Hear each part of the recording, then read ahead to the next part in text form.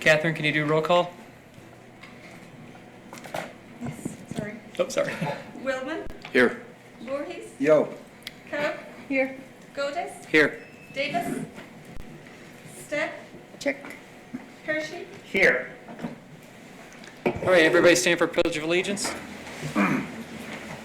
I pledge allegiance to the flag of the United States of America and to the republic for which it stands, one nation, under God, indivisible, with liberty and justice for all. Okay, we have tonight a agenda change. We are moving item 14C, correspondence, incoming and outgoing, to after the executive session, item 15. And I'll now ask if any counselor has a conflict of interest.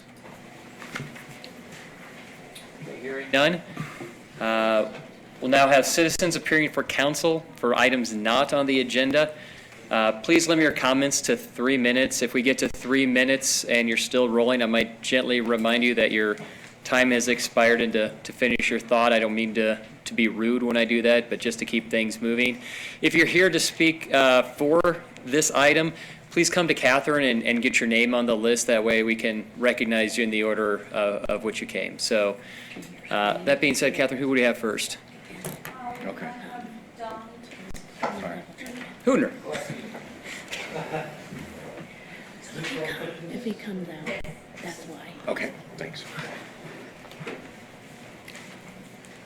Can I approach you, Mayor? Sure. Just in case it doesn't come over good.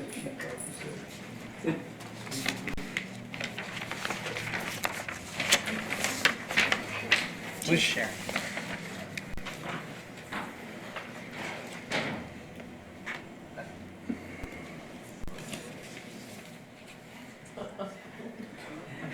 It's a real mystery. We're losing our time for this time.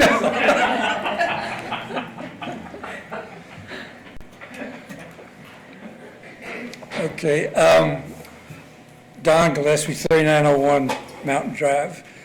I'm here pleading the case for my HOA in regard to the spring break, not spring break, but spring trash pickup. If those of you who have a copy, that little black ball looking thing next to the shaded trees is normally where everybody in the neighborhood places their trash to be picked up. We're right to the right of that. That's our parking lot. And I guess my case that I'd like to plead is that whenever staff came before council and they decided to enforce the rules that hadn't been enforced for 30 years, we weren't really officially notified as an HOA by letter, nor any of the apartments or anything like that. So I don't normally read a paper from cover to cover, so I never noticed the fact that HOAs were going to be penalized this year. So we put a little bit out there, and of course our neighbors at RA started piling stuff out there because they hadn't noticed that the HOAs were excluded from being able to put trash out for the pickup. So I'm just here to plead the case that hopefully the city will pick it up, because I didn't put it in our budget this year that we would have a spring cleanup and spend $400 to have it hauled off. So I would just like to plead to the council that this would be taken care of, and that the fact that we were not notified of the change by a letter, that we plead innocence of stupidity or whatever you want. But anyway, that's what I'd like to talk or present to you tonight. Plus, I'd like to congratulate all the new councilmen and the new mayor. Good luck with your venture. And I guess there's no interaction anymore, right? We can respond to your comments during council comments, and Okay. probably will. Thank you. Thanks, Hunter. Thanks, Hunter.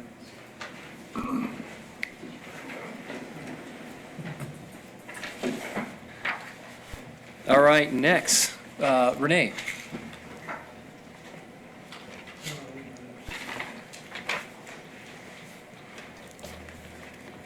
Hi, I'm Renee McCullough. I live at 1,000 Mount Cypress Drive, number 1. So I live in the same HOA complex that Don Gillespie lives in. I can appreciate that the city staff was trying to solve some difficult problems with the spring cleanup. However, I'm very disappointed in the changes that were made in the spring cleanup for 2019. As a homeowner at this homeowners association, Parkwood, it's called Parkwood Homes in Glenwood Park. It was excluded this year, and I feel like our whole HOA is being treated as second-class citizens because we live in an HOA.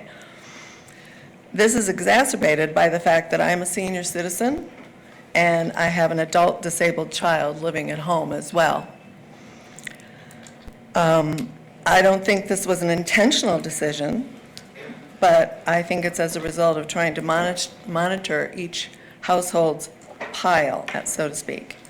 We pay our taxes, we live within the city limits and on a city street. Our HOA has never violated the rules. We've never put out hazardous materials or violated the volume limit. Yet somehow we're being punished for things that other people in other areas of town have done. I believe the staff thought a voucher system was a good replacement, but since I don't own a pickup truck, I don't have the capability to single-handedly load up and take out and dump a load of trash myself or rely upon my disabled son, it's really of no value to me. I would need to rent or borrow a truck and pay someone to do the job for me, thus canceling out any benefit of this voucher that was being offered. I believe that as long as an HOA is not violating those rules or putting out hazardous illegal materials for pickup, an HOA should be able to make a community pile or two as long as it's on the city streets that are already there. My HOA has at least 6 homes that border 2 city streets, and I feel that as our HOA, since we're a close, tight-knit community, we could help as that HOA regulate that because we send out emails to each other. We communicate on a regular basis for that. And furthermore, I don't think you're ever going to be able to stop people from bringing their stuff. I mean, how can you stop somebody from bringing their stuff in the middle of the night, putting it in front of even a single-family house, and, stop that from happening? I mean, just limiting HOAs is not the solution in my belief. Furthermore, there are several areas in the area called Cardiff Glen that have townhomes along their area, and none of those were excluded. And so I just feel like I don't know what the solution is for these issues.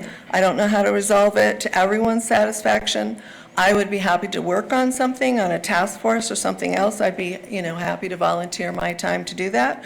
But I don't think that the solution that was presented was fair to people who live in HOAs instead of just single-family homes. So thank you for listening. Thank you. Thank you, Renee. Next up, James Tanazi.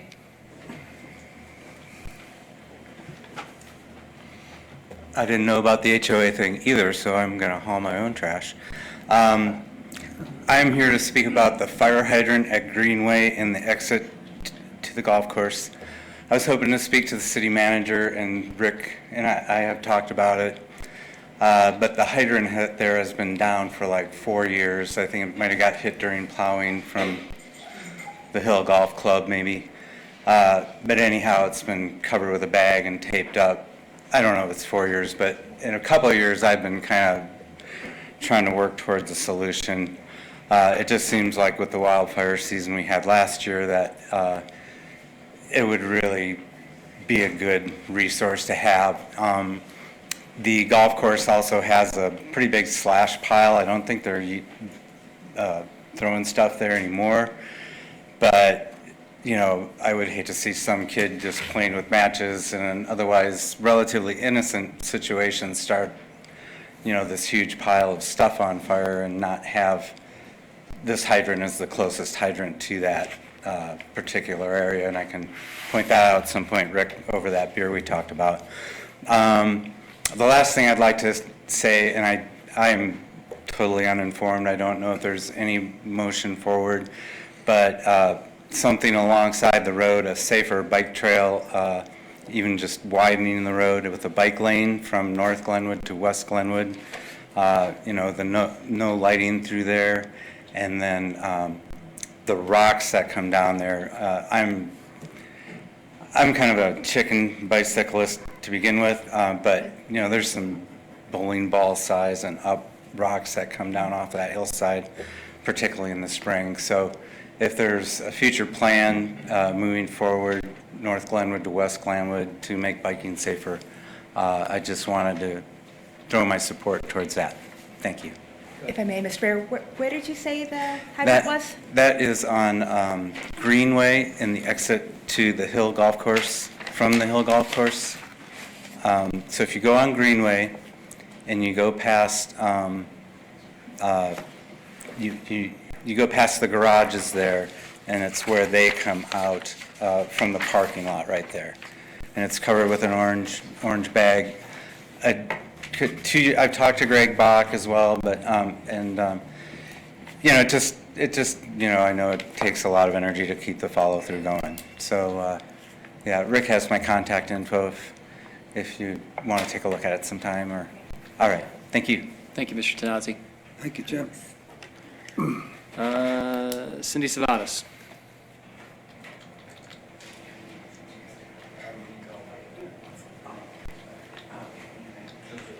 And please give your name and address too. Hello, Cindy Savados, 319 Park Drive. And I'd like to first of all say thank you for this most wonderful time of year. Dumpster diving days, it's the best. But I do agree about the HOAs, they should be included. I'm here on behalf of the downtown market. It opens June 11th, and I'm asking if council will waive half of our park fees again. And that's about, $1,225, I believe. And you guys have done this for several years, which is one way we can keep going. We count on that and sponsorships.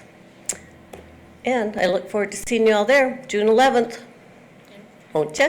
Cindy, can you explain what you mean? Well, we have to pay for the park, Centennial Park. Right. And we have to pay fees, so it would be over $2,000 for our season. And so council has waived half of them. They used to waive all of them, and then it got to be like, if we waive yours, we're going to have to waive everybody. So we are fine with paying half of it. So that ends up being a little bit over $1,200. And that $1,200 goes a long ways towards paying the Feed My Sheep guys who help us. So that's where we spend our monies. And that's all I got. Okay. Anything else? Thank you. All right. Okay, See you later. Cindy. Is there anybody else from the public that would like to comment on items not appearing on the agenda? All right, seeing none, our next item is proclamation. Usually go in front now, I've been told. It's the next day to do proclamations.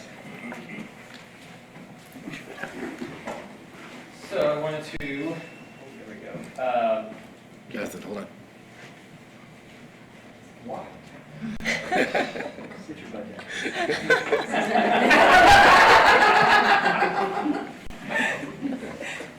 I would like first, sorry, Rick, to recognize Catherine for the 50th anniversary of the municipal clerk's. So whereas, this is a surprise, Catherine didn't know.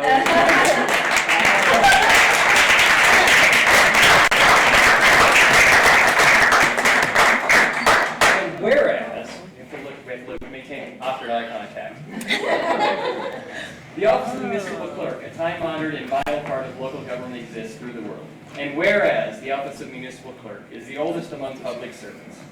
And whereas the office of municipal clerk provides a professional link between citizens, the local governing bodies, and agencies of government at other levels, And whereas municipal clerks have pledged to be ever mindful of their neutrality, impartiality, rendering service equal to all, and whereas the municipal clerk serves as the information center on functions of local government, and whereas municipal clerks continue to strive to improve the administration of the affairs of the office of municipal clerk through participation in education programs, seminars, workshops, and the annual meetings of their state, provincial, county, and international professional organizations, and whereas it is appropriate that we recognize accomplishment of the office of the municipal clerks, and now therefore be it proclaimed that I, Jonathan Godis, Mayor of the City of Loomian Springs, Colorado, on behalf of the entire council and the residents we serve, do recognize the week of May 5th through May 11th, 2019, as Municipal Clerks Week, and further extend appreciation to our municipal clerk,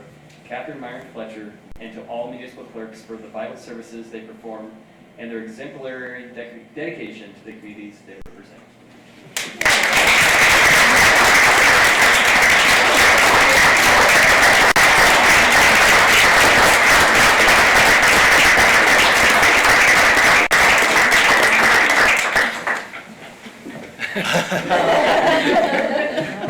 So somebody much more skilled and experienced would have been able to roll with that and been like, hey, but I'm sorry.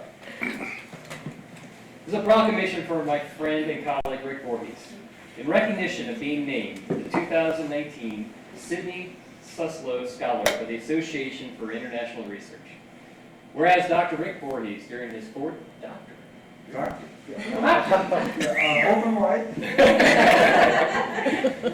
during his 40-plus career, has made a number of sustained contributions to higher education, in particularly the field of institutional research, through his scholarly work. He has authored many studies and edited books, monograms, and several journals. Whereas Rick's scholarship has focused primarily on three main areas of inquiry: community college, institutional research, and strategic planning. In addition, Dr. Voorhees has contributed to the field of institutional research in other ways related to his scholarship. In addition to serving as president of the association, a 4,000-plus member organization of planners on research from across the globe, he has also served as chairperson or member of the association's public publications committee. Thank you. Elections committee. That's why he's a doctor. Forum evaluation committee, the executive committee, and has been a regular presenter at the association's annual meeting, as well as a presenter of research at higher education-related meetings and conferences around the world. Whereas Rick has authored a number of peer-reviewed articles, National Policy Brief, and 3 volumes of New Directions of Institutional Research, and was awarded the Best Paper Award at the AIR Forum in 1984. He has served as dissertation chair and dissertation committee members at 5 universities while mentoring many new professionals in the area of strategic planning, competency-based education, and student outcomes. Whereas the Suslow Award is the highest honor AIR bestows on individuals and their scholarly contributions to higher education. Now therefore be it proclaimed that I, Jonathan Godis, Mayor of the City of Loomian Springs, Colorado, on behalf of the entire council and the residents we serve, recognize and support our friend and colleague Rick Voorhees, being named 2019 Sidney Suslow Scholar by the Association for International Research.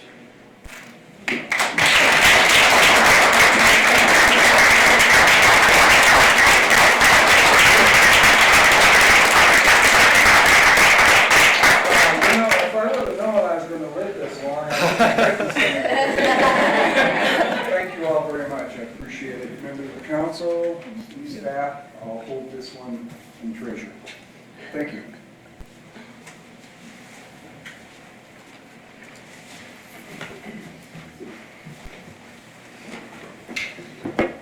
All right.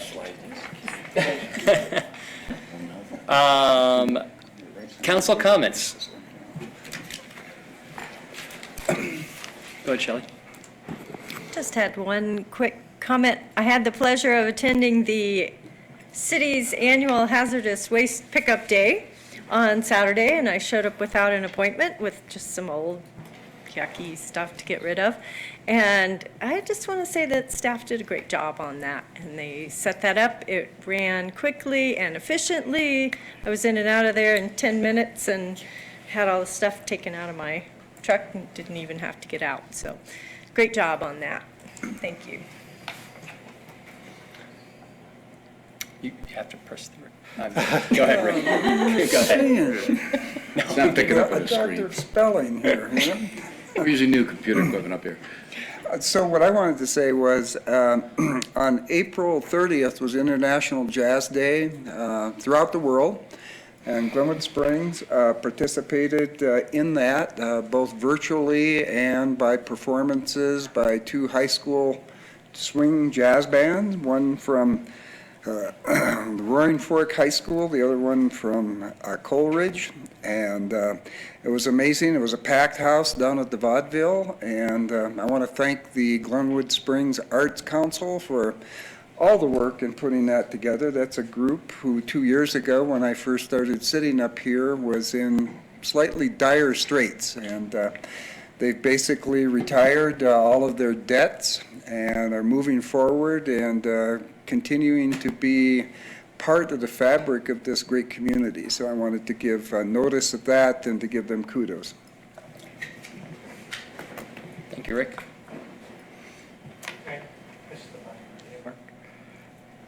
It might have. I see you. I see Paul and myself. Yeah, I don't see you guys. Well, Details. can I say something?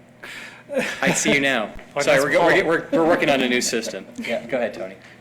Well, I see that Hooner's left, but I did want to respond to my concerns about the pickup. And I do live in a home on Cooper, and I've had that issue where, and I understand why the HOAs are an issue, but I've had that issue where people just leave stuff, like 2 lawnmowers actually, in front of my house, which aren't even allowed to be picked up. So I have concerns. My other concern, though, is some of you may have heard that city staff has received a lot of complaints. One staff member spent the whole day today just fielding complaints and issues with regards to this cleanup. In addition, there was a mudslide on Midland. These trucks that have to be configured if they're going to pick up garbage, and now they have to go pick up a mudslide or clean up a mudslide. They also can't address the issue of streets. So in this past election, 60% of the people voted against the street tax, but that doesn't mean they didn't want our streets fixed. And if we're going to spend $100,000 every spring at this time of the year when there has to be repairs made, I think that it's a very popular program. If I vote to get rid of it, my mother will never speak to me again. And she loves it, and I think it's very convenient for a lot of people, but I know the county does a voucher. People don't have trucks, and as we heard from a citizen, that's an issue too. But I certainly think it should be fair for everyone, whether you live in an HOA or whether you live in an apartment or a townhouse or whether you live in a single-family home or, as I do, in a duplex, so that everyone can put out their trash, Mr. Mayor. But I also think we have to be wary of staff that is already busy, of a streets department that is working very hard through this process to get all these materials picked up, that has to suffer, issues from the public and threats. And I think I would ask this council to look into, and I know this will not be popular, but whether this program should continue if it can't be administered, number one, fairly, number two, in a cost-effective manner, and number three, in a way that doesn't interfere with the basic function of, as you know, of this community, which is to fix our streets and maintain our infrastructure. Thank you. Thank you, Tony. Paula? Do I have to press anything? I don't think so. No, it's me. So I had 2 things. One, I was lucky to attend, as well as a few other city council members, affordable housing study result that the Garfield County presented yesterday in a work session. And I thought that the study gave us an analysis of what everybody's dealing with from, I think it was from DeBeck to Aspen. And what I really like that I heard out of that is looking at a regional partnership to address some of the affordable housing problems that we have, not only for low income, but middle income families, and to see what we could do. So I'm excited about that opportunity in the future. And then I also wanted to talk to the street cleanup and Renee's suggestion of volunteering, and maybe that is something we should look at as we look at 2020 of having a citizens task force speak with us, because I know we're going to look at changes again for next year from some of the things that I've heard, and we really want community participation. It's a community asset. I know it's really appreciated. I appreciate it. So I think the members of the community should be sitting with us and helping us figure this out. Because it is a problem when our streets crews feel threatened or feel not appreciated for all the hard work that they're doing, trying to do multiple projects. So that's what I'd like to look at. Thank you, Paul. Charlie? Yeah, I'll be brief. When I sat out there, people have made comments to council and often didn't get responses, and I think it's important that you know we're hearing you. The first thing is on the fire hydrant, Deborah, I saw you take that down, and be curious why it's been covered for 2 years, but, you know. We will look into it. No, I trust that. On the spring cleanup, the rules were set out early, and I know we didn't send them out, each of the HOAs, but the rules were set up for a number of good reasons, and we have to support staff in that decision. I think it's unfortunate that that's caused some of the problems that it has, and I agree with what Paul has said. I sat out there as I was running for office and listened to the council debate this issue, and it was kind of the last minute, and they had to decide within, that meeting how they had to do this stuff, and I think they did the best job they could at making those decisions. Staff does a good job of picking things up, and we have to support them in doing that, and they take some significant abuse sometimes in this process. And that they should not do that for a program that the city puts on. So I do think we need to look at it. We need to start looking at it now and be planning for next year. And the last, the thing on the 6 and 24 bike path that Mr. Tanazi talked about, on the Transportation Commission, which I served on, I know that's in the plan. I don't know if that's this year or next year, but I know fixing that bike path that Terry, do you know where that is in the process? We don't have a capital plan for the large-scale improvements, but Jake has already begun work, and I think actually he's completed some of the cutting out of some of those big cracks that cause people to really get jarred. I thought there was some stuff going on, yeah. I think that's done, and I know Tanya's been working on Jake and Tanya have been working on putting in delineators to keep the path separated. As far as addressing the rock fall that gentleman was talking about, that would require the larger The bigger project, okay. It is in the city's radar, just, again, it's a matter of allocating funds, so it isn't, they're ignoring that. That's a significant issue. I know the Transportation Committee has that fairly high on their list, so. And then the last thing is just the downtown market. I don't know, Cindy's still here, but I don't know if she applied to the grant program for a grant. I think that ought to be where that comes through, is the city grant program, and I'm surprised that she had to do that, so, I'm sure she did apply for a grant. I haven't looked at the applications, but I think she's always asked for this on top of the grant funding that she receives. All right. I mean, I am okay if you guys want to, have us make that decision. I think it's hard to put you guys in the position to be asked for fees to be waived. And it goes against. Charlie, that one group should be treated any differently than another. It's not fair. I think it also opens us up to request continuously if it doesn't either go through staff or go through the financial advisory grant. No, I think that's the thing. I know the Financial Advisory Board gets frustrated when council's been making giving grant requests, and that's what they're supposed to be doing in that money that's allocated. So I think we should ought to be encouraged to add that to our grant request if it's there, the fee waiver, or at least money to pay for the fee. So anyway. But you'd be okay, Charlie, with deferring to staff on those decisions? Absolutely. As would I. Yes. Yeah. I would also. Thank you. Rick, do you have something? No, we had problems with the button. Oh, okay. I'll just add my 2 cents. Yeah, I think this spring cleanup, it seems like the communication to the HOAs possibly could have been a little more robust. But, I would be, I hate making one-off exceptions and doing that, but I would be supportive of the streets department next time they're out and about picking up that pile, considering that it is one HOA's request and the assumption that they were not properly noticed. I think that going forward, I agree with Tony in that we have to, the part I agree with is that we have to make sure this is fair. It has to be fair for all citizens. And it is a popular program. We need to take a comprehensive look. I think when it came to us a couple of months ago, the decision point was, should we enforce our existing rules or not? And yes, of course we should. That is an easy call. But we didn't have the time at that point to take an in-depth look at what that would mean or how that would have some casualties. So I think we will be taking a look at that in the next couple of months for next year. And then lastly, I just want to again congratulate Rick on his award, the Sudlow Award. He's such a humble and unassuming guy, and he is. I had no idea he was a doctor. I've known Rick really well for 2 years. I had no idea that I should be calling him doctor. Next time I go out for reservations, I'm going out with you. Yes, would you please? You pay.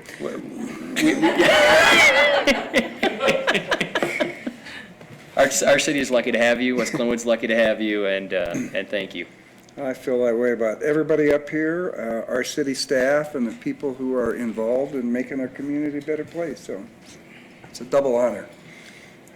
Thank you. Mr. Mayor, if I may, about picking up that pile, and I think we're happy to do whatever you guys would want to do. It just opens up, there are many HOAs who forever have not gotten spring cleanup, like mine, for instance. You know, is that the only one we do? Do you guys want us just to go and do that one? I'll defer to my council members on that. The question is there a pile of trash out there right now? They had to remove it. There is indeed, I believe. There thought was this- last night when I walked by it. I thought Sherry Chloe called me and said that they took it away. No? It's there. Well, I'm not trying to be difficult, but those kind of No. decisions can snowball. do you mean this pile right here? Is it this pile right here? I believe that's the one I walked past last night. I know, but where it would be. Yes. Where it is. That's not the pile. I'm not going to overrule what staff has determined to do. If you do that, Mr. Mayor, I think then the people at other HOAs are going to want to be picked up. And as I said, everyone should be treated fairly in this system. I understand the reasoning that the prior council had with the HOAs, but I think, you know. You said that they did not, previously you have not had your trash picked up in previous years. Is that correct? No, my HOA never has. There were Never just a has. couple of HOAs that, for whatever reason, historically got special treatment. Right. You know, lots of HOAs do have houses that abut a public street. Mine is just one of the many that do. I do not want my HOA to have this. I'm just saying, if you publicly go tell us to do it, it opens up. Sure. But I also don't want a pile of garbage sitting on the street either, Jonathan. Well, and I mean, I think the end game is code enforcement keeps coming by and giving tickets, and then they have to do it and pay fines, and eventually we probably pick it up and bill them anyway.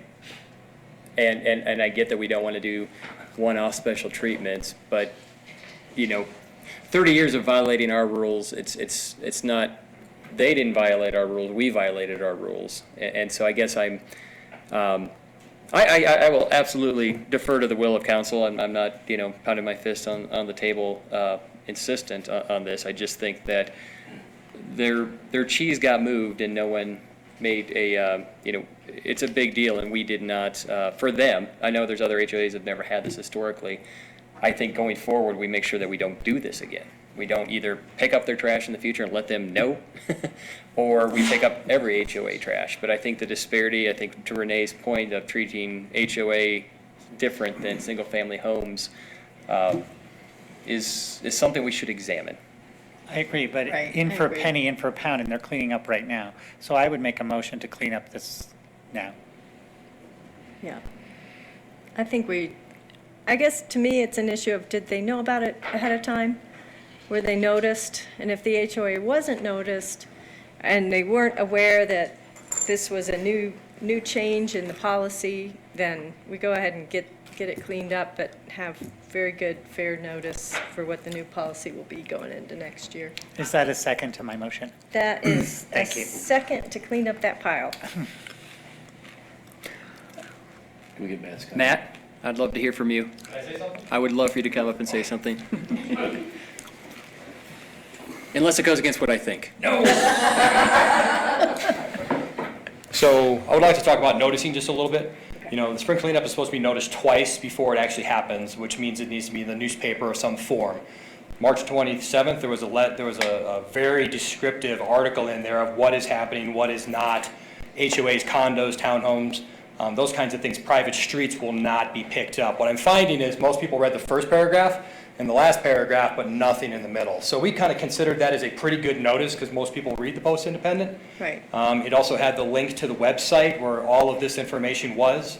We're not changing policy. So noticing is an interesting concept there because this is the policy. We're not changing policy. So do we have to notice people that we're not changing policy, but we're going to abide by policy? Because that would be an interesting discussion to have. That is an interesting. I'm not opposed yeah. to picking up the pile by any means. If that's what council wants to do, that's what we're going to do. But we were trying to treat everybody fairly, which is a horrible word in my opinion, because what is fairly? Terrace has never been picked up. Cottonwood Landing has never been picked up. There's a ton of HOAs that have never been picked up, but there are others that have. You know, so we've had a lot of conversations with a lot of those people, and some of them have been angry, and we usually calm them down, and everybody kind of comes to an agreement that, hey, a voucher's pretty darn good. I'll give you 10 of them. That's, $80, $90 worth of fees. You have to bring a couple of trucks up, and that's how it goes. This is a little different situation, I think, because they have some needs that maybe aren't as easily met as some other HOAs are. So I'm okay with it one way or another, but noticing is an interesting question because we've really just not been following our own rules. There is a rule every single year that no group piles are allowed. I can go back at least 5 years just with the information and say no group piles are allowed. Whether you're in an HOA or not, it's still a group pile, because we can't control those. But we can also not control the pile that's on Cowden right now on city property that has reappeared 3 different times.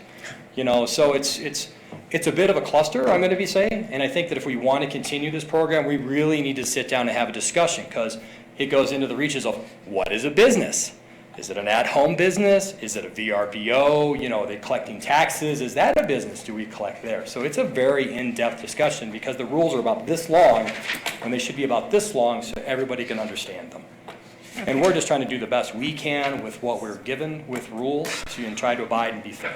So it sounds like it was definitely publicly noticed, but it's a change this year in that in the past, that particular location and pile was picked up from that HOA, the city not following its own rules. Correct. And that was maybe the historical situation. So they Historical is one thing, yes. And I think, Shelley, maybe someone reads that article and goes, well, that's nice, but that's not us. That's the Right, other because HOAs. they've They may not They've always understand picked what up the our article means. pile. You are Right. correct. So, Right, so we just I have to can be see it more both clear. ways, and we're okay with Yeah. whatever council wants to do, but if we're going to continue this, we all need to sit down and have a very long discussion on what the rules mean. I completely moving agree forward. with that, and I think the main recommendations should come from staff, and I think we know the community loves the program and would like it to continue.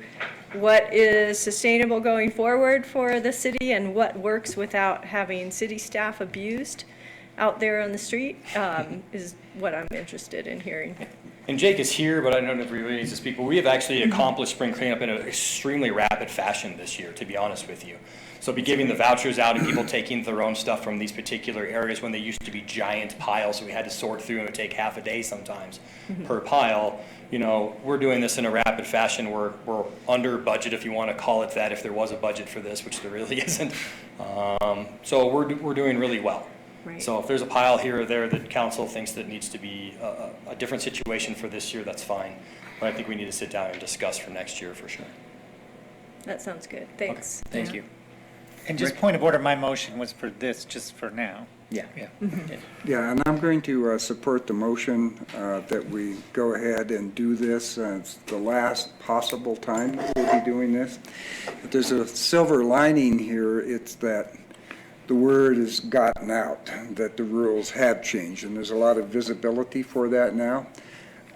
But a pile is a pile, and you don't know what's in that pile until you start digging in that pile. And it's sort of unfortunate that we were doing that, and maybe even putting our city crews at risk, just given some of the hazardous waste that people say, I'm just going to kick this to the curb. So, and I also would support Tony's idea that, we need a real long discussion about whether this is really in the best interest of our city going forward for 2020. Thank you. Just Real quickly, I'm going to vote against it, and it isn't because I'm not sympathetic to what's going on out there, but there are a set of rules, and I just think we as a city have to enforce the rules. I think there was notice, I was aware of it. I know, as Matt said, there's this issue of no piles for a long time. I think it's unfortunate. I think Don indicated that he missed it, and he figures he probably made a mistake, and maybe the HOA's got to take the bullet in this one and get the vouchers that we're going to give them, and hopefully that'll reduce some of their cost and get somebody to haul it away from them. So I'm going to vote against it. Okay, since I don't think we're actually taking a vote, are we actually taking a vote, or do you have general direction from the majority of council? No. Well, I made a motion. Call the question. All right. Let's call the question. We have to request a vote online. Yeah. Got okay. it.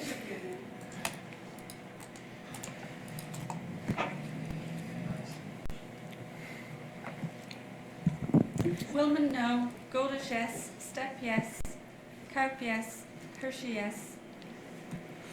Voorhees, yes, the machine wasn't cooperating, It's so. not, okay. Motion passes.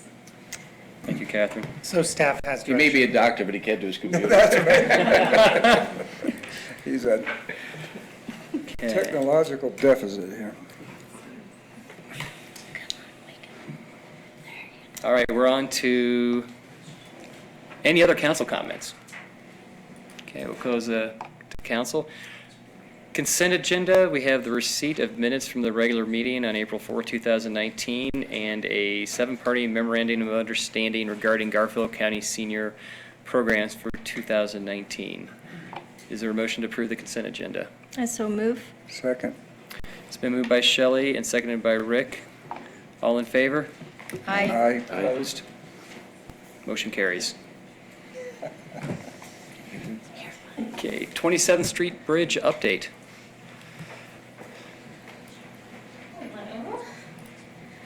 Hi, council. See some new faces, so good to welcome. My name is Brianna Starbuck. I'm the Public Information Manager for the 27th Street Bridge.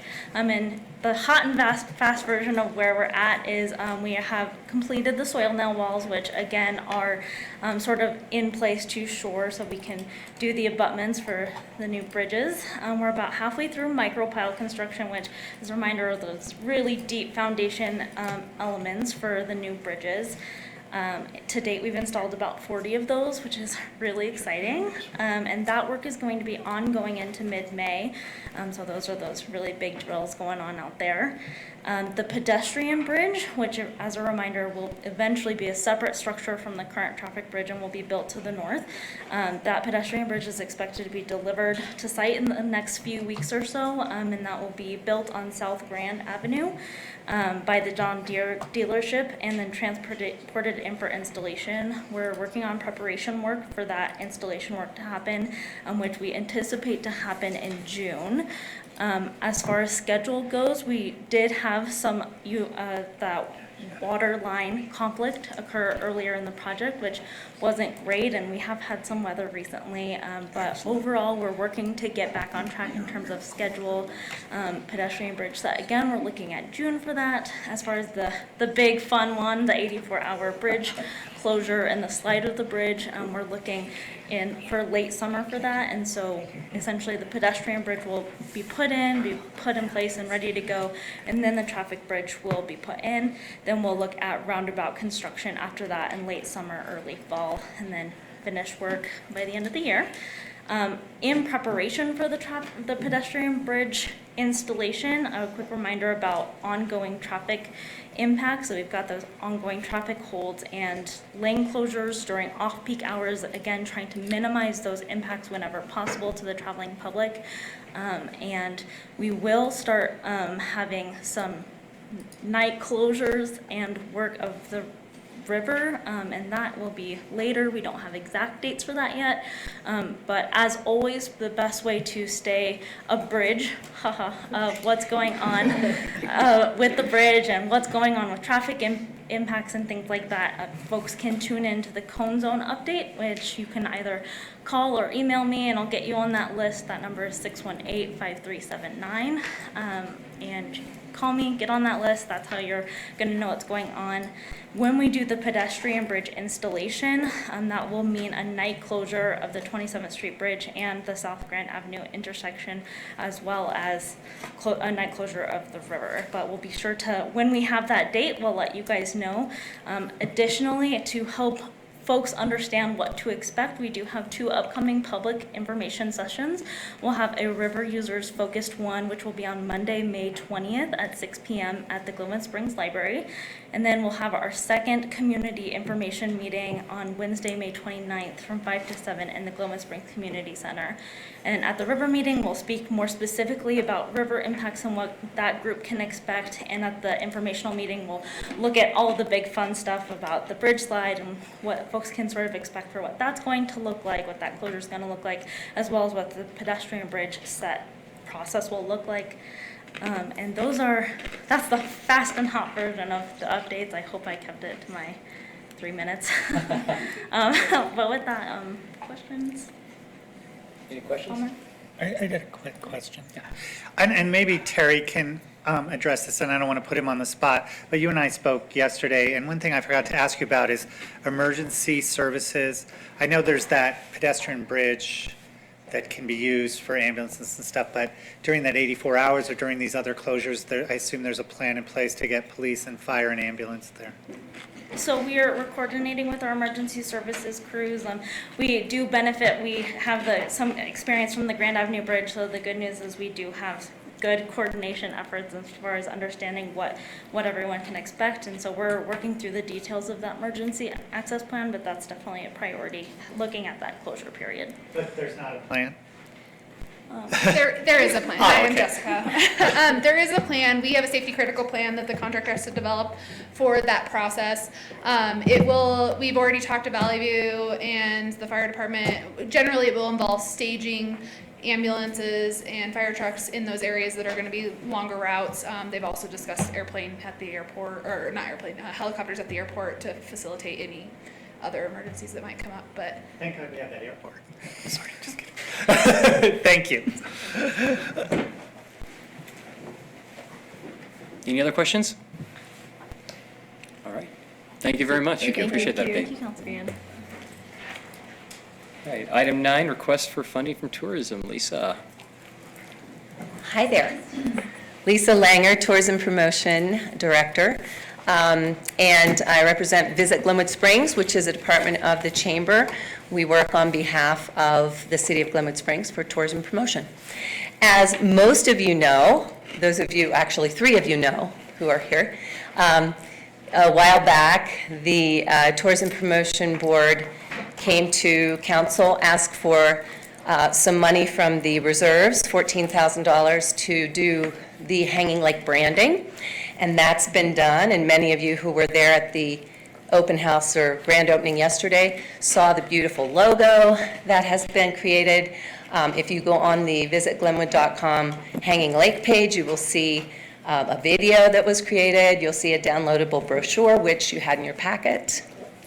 So this evening, I'm here to request from the Tourism Promotion Board that the $60,000 that was allocated to A&I to be in a downtown maintenance line item be put back into the tourism promotion budget for enhanced marketing for trails, including Hanging Lake. That's my request. You have a lot of information that I included in your packet as to the kinds of things that would be spent with that money to promote trails. Questions?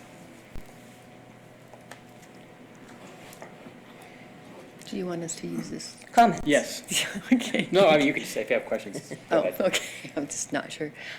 So you and I talked a little bit about this, and I just Yes. wanted a little clarity, because if I remember in our conversation, some of the money in the breakout that you showed us wouldn't be just for this year, you'd be spreading it out. Yes. What I would consider to be a fair amount to use for this year would be more like $25,000. That would definitely get us through the year. And then the other, if the 60,000 came back into the fund, then the other could roll over and be used next year. So that was a comment that I made to several of you, because 60,000 is a lot for half a year. Okay. So we definitely could start it this year and then next year do the rest. Any other questions? Charlie? Elisa, we talked about this the other day, but I looked at the information again since we talked. Can you explain to me why this wasn't put in the tourism budget for the 2019? Yeah, we actually didn't know that this was going to be a thing when we budgeted. So we didn't even know about that the city was going to be partnering with the vendor. So nothing was put into the budget for Hanging Lake. I mean, we hadn't heard the final anything until after our budget was set. So the second question is we talked about the Google ads and the buzzwords and things. I probably used the wrong term, but the Yeah. Google ads and how you're trying to get that. Is there a need to advertise Hanging Lake this year, or is there enough public ads in it? Let me say, Well, one question at a time. Okay, so recent press has made it sound like Hanging Lake is full. I just found out today that the concierge group in Vail is telling people that Hanging Lake, the reservations are all sold out, which is really scary because, the Front Range has, we've been pounding this information through our communications that this over 11,000 reservations that have been made have been spread out through the peak season, which is through October, and that not any particular day is sold out, just maybe a few times during a few key days, but no day is sold out. 615 people can come on any day during the whole year. What's the total number of reservations? You said 11,000. What is that? If we take 615 times That's about 17 days. Yeah, That's 17 full days. If So- they were all on those days. So we have not been promoting Hanging Lake for a number of years, and that has been because of the overcrowding. It performs very, very well, of course, because it's such a beautiful and iconic hike and a beautiful place and attraction. We have had, in the past year, in 2018, we had 200,000 website sessions on our Hanging Lake page without promoting it. So I think that what we would want to do is promote trails in Glenwood Springs to not only support what is going on now at Hanging Lake, but also to spread the wealth throughout the community and utilize some of our keyword search term buys to help the other biking trails and hiking trails within the city. Did that answer your question? I'm not sure if I did. No. I think I was more like a politician trying to No, it wasn't that. circle around. There's 11,000 slots taken. How many slots are there during the season? 615 a day for 6 months. So that's, yeah, Pardon? 110,000. So we're 10%. 10% of that. Thank you for doing the math. Thank you. That was the answer. I was looking My father was a mathematician, and right now he's just going, what? Sorry, Dad. Last question, if you print the brochures for $10,000, how many brochures and how long will that last? Well, okay, this is a number I pulled out of the hat. I spent about $30,000 on the brochures that I print for the community, for the travel guide that we print, and that's a 32-page glossy, full color. I did 100,000 of them. So this could be 80,000, this could be 100,000, depends on the kind of paper, it depends on who prints them. But I don't have the money, so I can't put a bid out for how much it's going to cost. This is a guesstimation.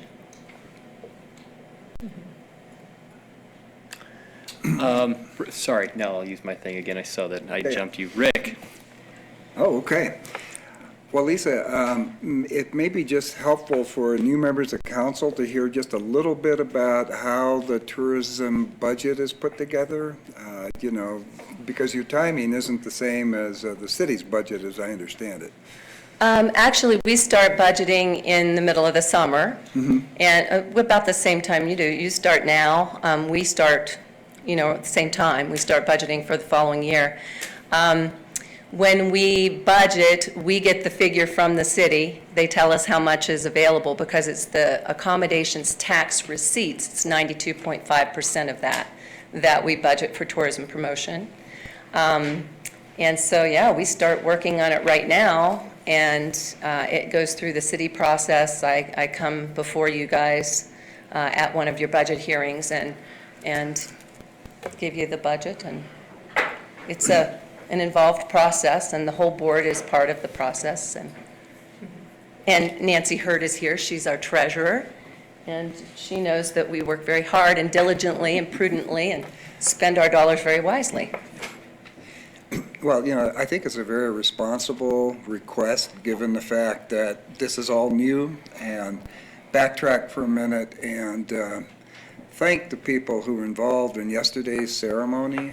Brian Smith, I know, had a big hand in that, and I know how hard Jen worked, and Deborah and other people in the city, and you, Lisa, to make that a real sort of triumphant entrance into a commodity now whose, let's say, supply is somewhat kind of restricted. So we're still at a fulcrum point here, I think, with trying to get people not only used to this, but as you said, making reservations for hotels here in Glenwood, which just brings me to a small comment, and that is, we've talked about sort of the metrics for knowing that all of this is going to work, and the tourism board has talked a little bit about finding out where people are coming from when they're staying in area hotels. And this is something that's fairly new in terms of actually getting it done. In other words, we've had some talk about getting this done, but we haven't yet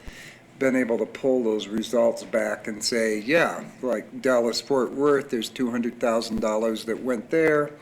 What's the benchmark, and how much are we improving the visitors from that area? This would be a little bit different. I guess you'd have to ask the question, not just where are you from, but you'd literally have to start talking to people who are coming to Glenwood and using our accommodations to find out, what was the reason that they came for.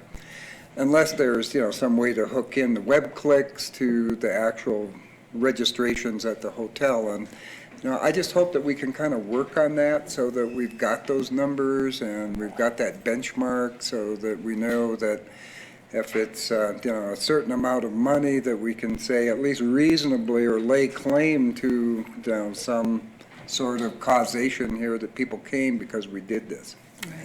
Yeah. So I don't know if you have any other thoughts on that. I don't have any other thoughts on that, but while you're giving accolades to people who've worked very hard on this hanging lake, I do want to recognize Melina Neidert from my team. Yes. Please stand. She was cleverly hidden behind you. She is cleverly hidden, and I just have to say that this page right here has been almost a daily update from Melina. I want you to know this is like a labor of love.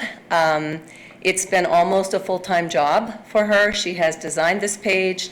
It gets changed seriously daily. Ken will call and say, oh my gosh, my calls, they don't know where the community center, or we don't know that we're beside the community center, or whatever. We change this all the time, but I just want you to know that it's Melina, and she does an excellent job, and she deserves the praise. Anyway, So did she design the logo? No, Zuma, our agency, designed the logo, but she could have. She's that talented. It's a very tasty logo. And down here at the bottom is the Hanging Lake video that we did in cooperation to that. Are there Absolutely. Are there Any other We're getting questions? afar of this, Jonathan. Yeah. I wanted to follow up on Charlie's question if I could. Well, Shelley's next, and could we please limit our questions Yeah. to Lisa about this funding request? Right. Because we're going to be off on a completely different tangent if we go there. So Shelley. Did you have something? Nancy wanted to say Nancy something. wanted- Nancy Hurd, Treasurer, Tourism Promotion Board. Just wanted to summarize the ask is twofold. One is to tell people we're not full, because the last thing we want is for people to think Hanging Lake is full and therefore not come to Glenwood, as well as promote the other trails, as Lisa had mentioned. Let them know not only are we not full at Hanging Lake, and we also have lots of other trails to hike and bike, as well as we've been supporters of the Hanging Lake project for many years and have allocated money from the Tourism Promotion Board budget for things such as the security, the Forest Service, I think probably 3 years, Lisa, worth of, 4 years worth of rangers. In the meantime, waiting for this event to happen. And the last message we want out there is, we're closed. We're not closed. Yeah. Thank you. Okay. What was your question, Ready? Shelley? I'm sorry. Thank you. Thank you, Lisa. So I heard you say earlier that you're anticipating that this year, what would the spend be? I think 25 to 30,000 would be enough to finish this year. Okay, and that Yeah. would get the brochures That would get the printed? brochures printed, and it would also buy us a lot of keywords and some good digital advertising. Okay, okay. And I'm just a little bit curious. I realize this is a new program, you know, and I appreciate all the work going into the website. The visitglenwood.com website is great. Thank you. There is a lot of, you know, adjustment going to this new program, and it's been a lot of work by city staff, a lot of work by the contractor that's taken it over, and the website, and I appreciate all that. I'm curious about, there is quite a bit of trail promotion on the Visit Glenwood site already. Yes. You know, there are a lot of links to all the different trails that we have in the community, and I'm just, so I have a little bit of question there of, do we really need to market other trails? So that's kind of my question. I do get that if word is being put out there that Hanging Lake is full, we certainly need to counter that, you know, and get the message out there that, no, it's actually not full. It's even an even better hiking experience at this point because the numbers are under control and you're not going to be fighting to get a parking space, but you'll have a pleasant experience going out there. So I get that and I understand that. The question and the sort of the issue I'm having with the ask is about the 60K. And that's because, as you know, when we went through the budgeting process for the city this year, we have an issue with downtown and the level of maintenance costs. We're up to $425,000 in the budget. It is currently budgeted for 450,000. We do not believe 450. we will spend that the entire year because it was for, as if everything that had been planned was built on January 1st, So because do we didn't know what it would be. What was spent in 2018? I do not know. I do know, I Approximately. asked Steve to kind of project what he thought we would spend this year, and it was 325, just because we're not anticipating all the work being done this year. About 325. Okay, so That's that this year, 60. That's just Yeah. what we're estimating. You know, our financial system, as you all know, is not the most modern, and it's hard Right. to get. We're working on that. That's We are only working on because that. the So Seventh my, Street so my project's not point is, finished. if I Right. can continue with my point, my point is that the point of that 60,000 was that the city is looking for some partnership and some investment from the tourism funding dollars, and also we also made a request from the Downtown Development Authority, just to help with some of that extra downtown maintenance that is primarily focused on our tourist-centered area. So I have a great hesitation to go backwards on that funding, especially since the understanding is for this year that we're only going to need about 25,000. So I would venture to make a motion. I think we're still asking questions. Okay, Things. we're Do we just have to in the public question. comment? Okay, so I'll hold on a motion. But I guess I would wonder if, can that just come out of reserve from the tourism fund right now. I understand accommodations taxes are up quite a bit. It could be that the revenue for this year in the accommodations fund will more than cover that 25,000. And I would prefer to hold off on returning that 60K, because I see that as a long-term partnership on funding maintenance for downtown. My comment would be, remember that it's a marketing fund first. And also, the comment would also be, we work on actual receipts. So my budget that I budget is on actual receipts that come in from September 1st of the previous year through August 31st. So whether the accommodations tax grows this year, I don't budget that until those receipts come in and it's for the following year. Right. So that's not going to be like extra in the budget, extra in the reserves, because I use that to budget the following year.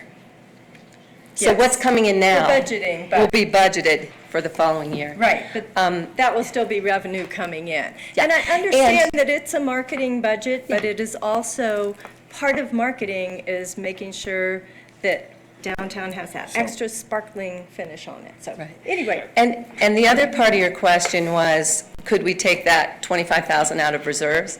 I would have to go back to the Tourism Promotion Board, because that is not what the request was. So I'd be happy to go back. You just let me know your decision. Great. Tony? I wanted to follow up on Charlie's questions, but I think Shelley actually answered them. Paula and I and Charlie didn't have the advantage of being here, but I understand that this money was taken from the DDA and from your board, which is really us, to pay for, which I think is completely appropriate for this 7th Street that we've created that has to be maintained. But my question is, if that money hadn't gone and you've already done your budget, would you be coming to City Council now requesting that specific $60,000 back? Because you would have already had your budget for this year. What was the plan? I mean, what would you be asking for now? You're asking for specific $60,000 back that Charlie's asked you about. Right. That was put to another purpose, and now you want that money given back, and you want the city budget to be responsible for that maintenance. So what was your plan if that hadn't happened? We wouldn't be printing the brochure, it would just be downloadable online. And we wouldn't actually be buying those expensive keywords. So you just see this lease as an opportunity, because this money was taken, which you feel should be primarily for marketing. Let's get that back, and then we can use it for marketing. Is that correct? Well, that would be delightful. But that's your request? That is my Okay, request. thank you. I have nothing else. Are there any other questions specific to this request for Lisa? All right, thank you, Lisa. Thank you. Thank you. Thanks, Lisa. I'll close out of here, even though it's beautiful. All right, I'll now open the item to public comment. Would anybody like to speak from the public on this request? Okay, seeing none, I'll bring it back to council for comments and opinions. I think Shelley's going to make a motion, Mr. Mayor. Okay. Do I need to click to speak? Well, I have Tony, Oh, I Rick, already and did then think. Shelley. Okay, let's see. Sounds good to me. Now, do you want to go first? I don't have anything else to Yep, add. so Rick, it's you. Yeah, well, I think that in a sense, this is kind of a rob Peter to pay Paul, sort of argument. And we do have a downtown 7th Street that does need to be maintained. And I think through our planning process that's emerging, that we really need to address source of funds for maintenance downtown. And my comment last fall, when we had all this fun, when we talked about the original sort of ask and then the taking of this money, was that it's not a smart thing to do this year after year after year after year. I think we need to kind of do some fresh thinking and think about the maintenance needs downtown and try to figure out an appropriate partnership to have that done. And whether that is tourism and DDA, or maybe the chamber, or some combination therein. It is an asset. It does need to be clean, and I think we'll get better at this probably going forward. thinking about, how much money, when I first heard 450,000, I said, wow, I could build a lot of stuff for that, or I do have a pressure washer at home, I could come down on the weekend, but, you like that. Doctor's in. Throw it in. But, it's an issue that's not going to go away. And I do think in this instance, we've got a couple of things going here. We've got, I think, a very cogent sort of request to use that money, the 60,000, and we also have the opportunity, because we are ripping up 7th Street, that we're not going to be spending the money. So, I would support doing this going forward with the idea that, again, there's always overhang things that the council doesn't always get a chance to address, but I think that we need to fold this into our emerging strategic planning process. We need to have those long, hard conversations about what we want to see happen, probably for the 2020 budget. So, thank you. All right, thanks. Shelley? I would, just based on the spending that's going to take place this year, and we're working with the 2019 budget, and I still want to see the partnership going forward on the downtown maintenance. And I'm willing to work on that, but I guess I would make a motion for this year, and in light of the city manager saying we don't need all of that 60,000 this year, that we fund $25,000 worth of additional marketing to get the brochures printed and to get the word out there. I'd rather not tie that money to the 60,000. I don't know how we can work that in the tourism marketing For budget. clarification, are you suggesting, because you'd made some comment before, are you suggesting that come out of the reserves and the excess that tourism has, or out of some other pot, and where would that be? That might be a question for Deborah, if you have any suggestions. Otherwise, if we can take it out of the tourism reserve, we could work with that this year. I believe you could take it out of A&I, you could take it out of the tourism reserve. Okay. Either, Because we want to see this Hanging Lake Shuttle be a success for this year. This is the first kickoff year. There's a large investment in it, and we want to see it succeed. So I would make a motion that we fund it to the amount of $25,000. Can I comment? Just before you make your motion, I have Sure. an idea, just consider. And just, my thought is that 25,000 seems fine with me, but it ought to come from the NI and come back with the idea that it's not a permanent thing. We think they need a partner in the maintenance. But it also ought to be they submit bills to us and we give them up to 25,000 based on receipts. I'd be fine with that Rather than also. just give them 25,000. Right. So if that- Can I ask a question of Shelley? So, but that wouldn't affect the 60,000 that your prior council and you proposed, and what Rick was talking about, for the maintenance. That would stay in place, and they That would would stay in remain a place. partner in that. Right. So wherever the $25,000 comes from, it wouldn't come from there. But doesn't it make sense to come from the tourism reserve? Yes, I Okay. believe it does. So my motion is that we fund the extra marketing for the Hanging Lake Shuttle in accordance with your plan, up to $25,000 based on receipts for the highest priority items for that, and that monies come from the tourism marketing reserves. Okay, we have a motion from Shelley. Can I just complete the motion? Do we have a second? I would second that. Okay. I would just say, the tourism fund sits in our budget, so we pay the bills. Yeah, and I you submit the don't bills to the submit- city. Okay. I submit the bills to the city for payment. I submit the bills, a copy of the bills to the treasurer to write the checks, and then I submit a copy to the finance department. So I don't ever, So we'll just say up to $25,000. Okay. Okay? But For it's still 2019. coming, point of, Yeah, what point is of it? order. Point of clarification, but it's still coming from the tourism reserve fund, madam. Depending on what you guys decide. I was Well, just she merely. just made a motion. That's part of the motion. I was And just that's my merely. second, just to clarify for that. Okay, thank you. So if everybody's clear on the motion, We have a motion by Shelley, a second by Tony. I'm pressing my buttons Hold and on. things aren't happening. Oh, yeah, okay. We have a motion and a second. Is there any further discussion? Just briefly, I think the money ought to come back from the money of the ANI rather than coming out of the reserve. I'm concerned about reserves.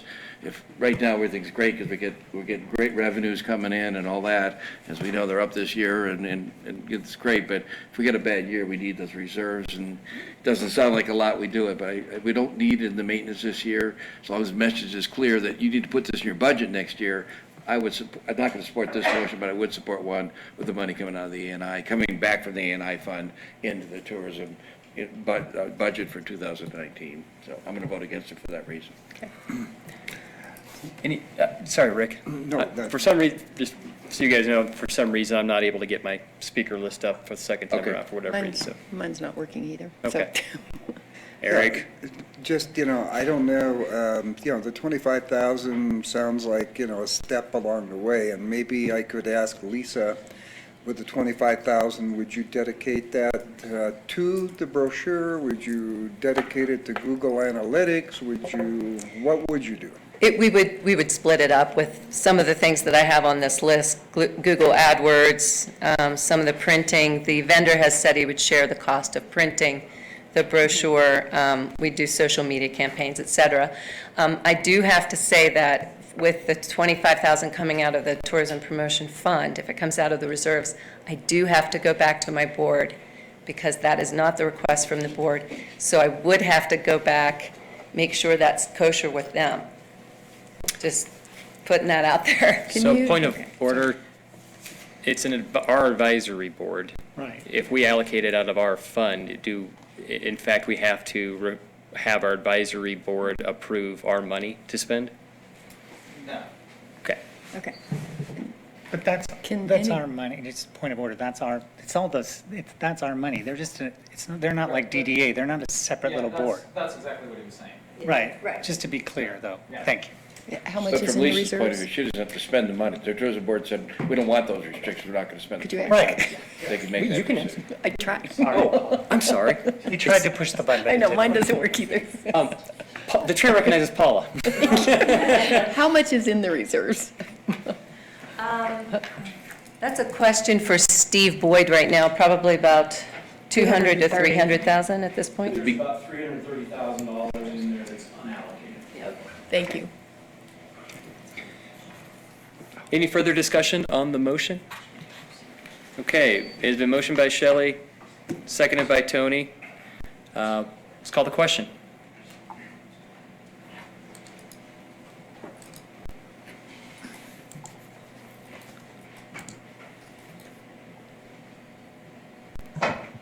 Wilman, no. Goldish, yes. Step, yes. Voorhees, yes. Carp, yes. Hershey, yes. Motion passes. Thank you. Thank you. Thank you, Thank Lisa. you, Lisa, so much. Thanks for all your hard work and your staff with that. Yeah.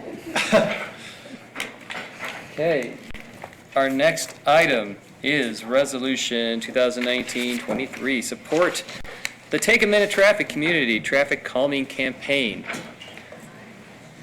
Good evening, Mayor and Council. I'm Tanya Allen. I'm the City Transportation Manager. What you have before you tonight is a resolution supporting the Take a Minute Traffic Calming Campaign. This is a community-driven campaign aimed at encouraging people to drive more safely and more thoughtfully along Grand Avenue in town. Take a Minute is the theme. Take a Minute is derived from the idea that it takes about a minute to drive through Glenwood Springs. The difference between driving through Glenwood Springs at the posted speed limit, 25 miles per hour, and 35 miles per hour is approximately 1 minute. The campaign was started by Imagine Glenwood. They brought together a number of community members, including Valley View Hospital and Alpine Bank. They invited the city and CDOT into the conversations to try and come up with some way of encouraging people to drive more consciously through Glenwood Springs.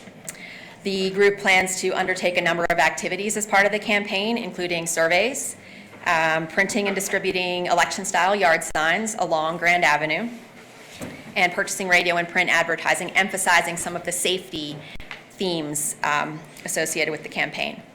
They've launch this campaign. You may have seen the recent op-ed in the Post-Independent. They're also asking for the city to support this campaign officially via this resolution and also authorizing city staff to provide some in-kind support.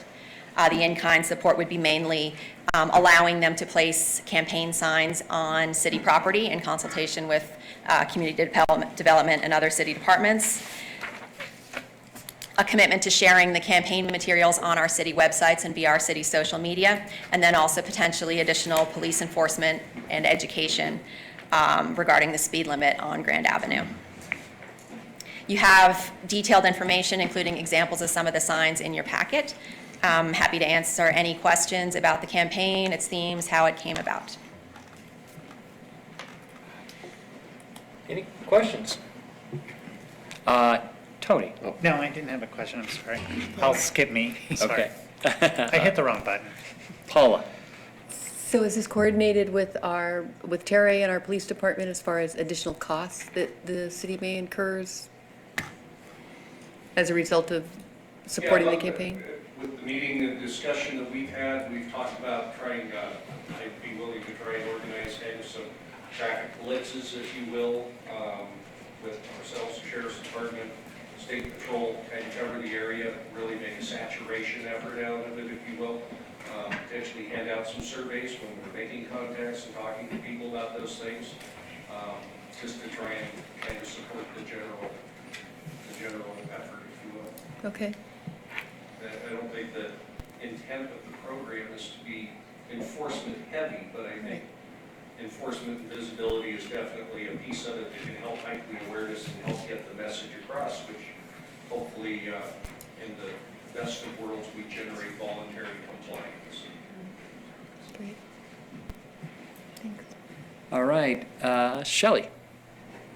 I had a question. Will there be a limit to the number of yard signs that will be around town? And That's a good question. I don't know that there will certainly be a limit to the number that have been purchased. I don't know what the cap, how many signs have you budgeted to purchase? Because I can't hear. Okay. Yes, there's a limit. We are operating on bare budget, and our signs look like this on one side, and they look like this on the other. Great. And we have funded 50 signs today, so they will be placed at Valley View Hospital, GMA wants to participate, Alpine Bank, and then there are a number of residents and businesses along there that have green space that can put the signs out. We anticipate they'll be adopted by those residents and businesses, and they'll be rotated in and out at the owner's discretion. So Okay. these signs, we want this to be a long-term campaign, and these are not to go to the dump. Right. This size sign is going to be going to the variety of businesses all along the downtown core where they're limited to window signage. Okay. So that will all happen here in the next couple of days. Great. Okay, thank you. All right. Paula, Shelley, did you have a comment? No, it got Question? answered, I think so. Okay. Are there any other questions? Rick? Yeah, I don't have a question, I have a comment. Kudos, thank you for doing this. You know, in my darker moments, I think, you know, what would be the utility of having two cars full of council members going down on the speed limit 25 miles an hour at 6:30, 6:45, 6:50 for those that want to sleep in. But, you know, I think that would probably have the effect of irritating some people pretty badly and probably creating some enforcement problems that we don't want. But, you know, I make a habit of trying to drive 25 miles an hour down that stretch of road, and I'm tailgated every time I do it. So thank you for doing this. Okay, thank you. Is there any other questions for Tanya? All right, Tanya, thanks. Is there anybody else that, public comment, sorry. Is there anybody that would like to speak from the public on this topic? That would be me. Okay. My name's Diane Reynolds, and this campaign is really literally all about time. You know, Tanya has cited the fact that to drive our 1.5-mile core, the heart of our city, at 25, which is legal posted speed, versus 33 and above, the time difference is literally 60 seconds. So the Take a Minute campaign derived from that fact, and actually Tanya coined the term for us. And then our logo was designed by Dylan Lewis. So what this whole issue is about is it's an encouragement-based campaign. We are reaching out to every business and organization that generates car trips. We want them to adopt some of this information, dispense it from within, and encourage all of their drivers, people that come and go and use their facilities, to be respectful of Glenwood.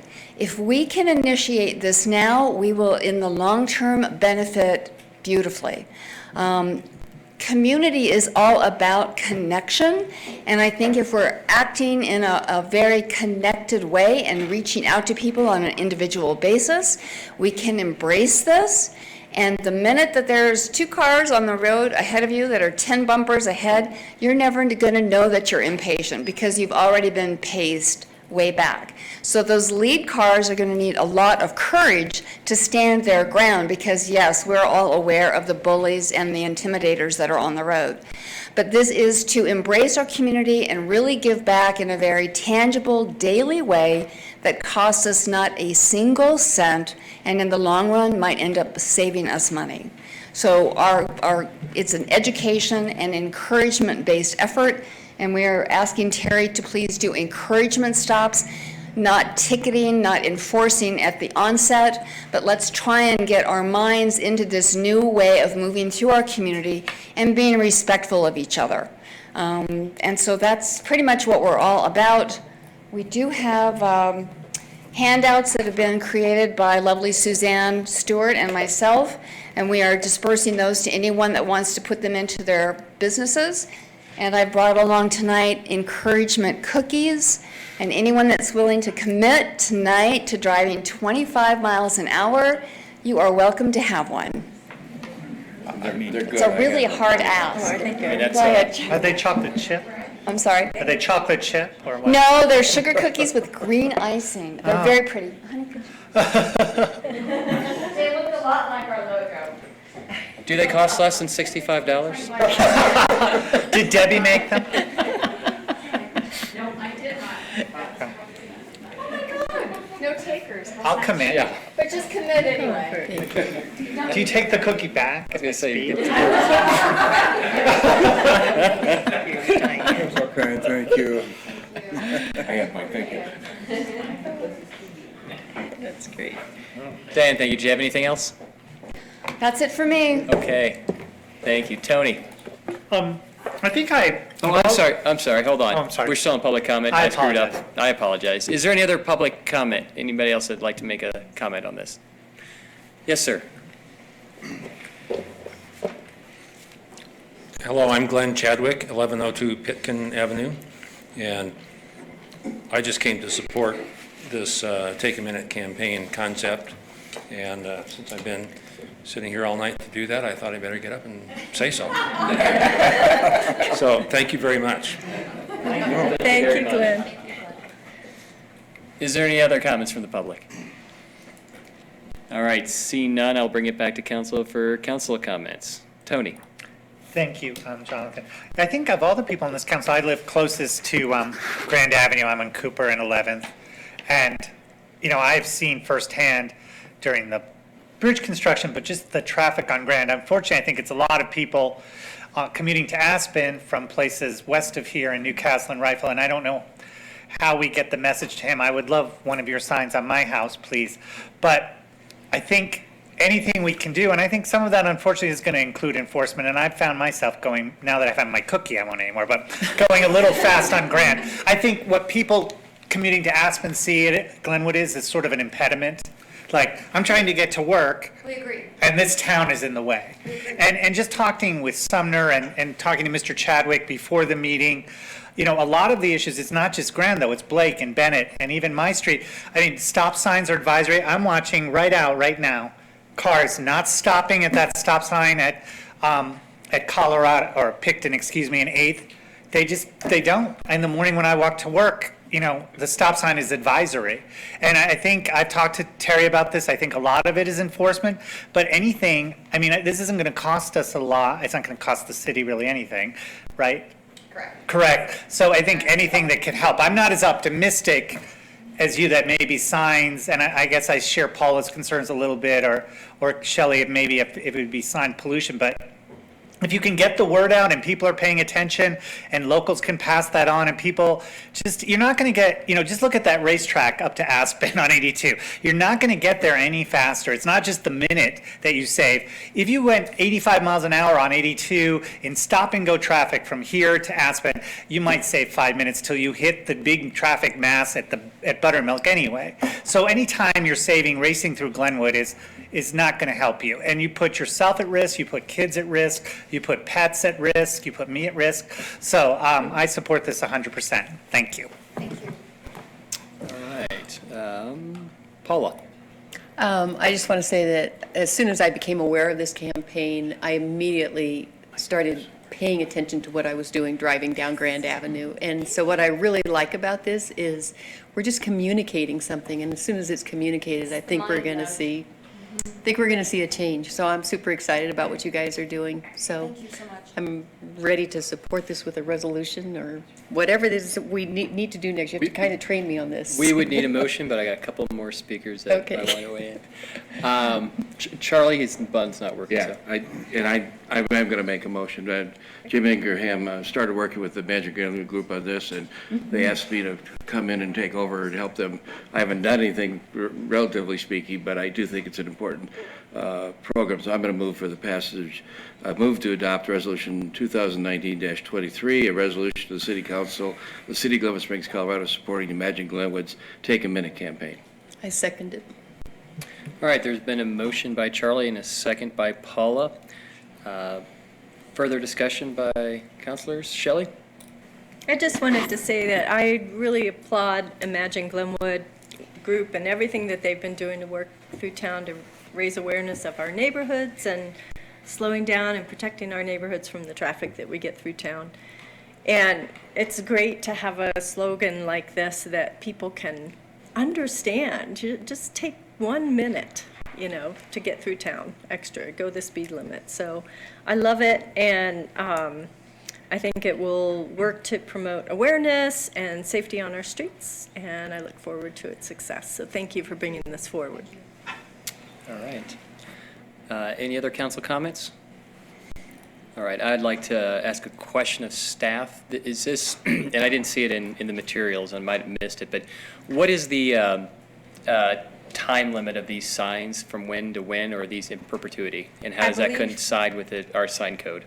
It would comply with Community Development Sign Code. I believe it's 90 days, 90 days total, the signs can be out. But that's in the community right away, or is that on private property too? Because I can have a sign at my house forever, right? Private property. Mr. Wilson can definitely address that. Private property, there's no signage allowed in the right of ways. Right, in the right of way, but in your.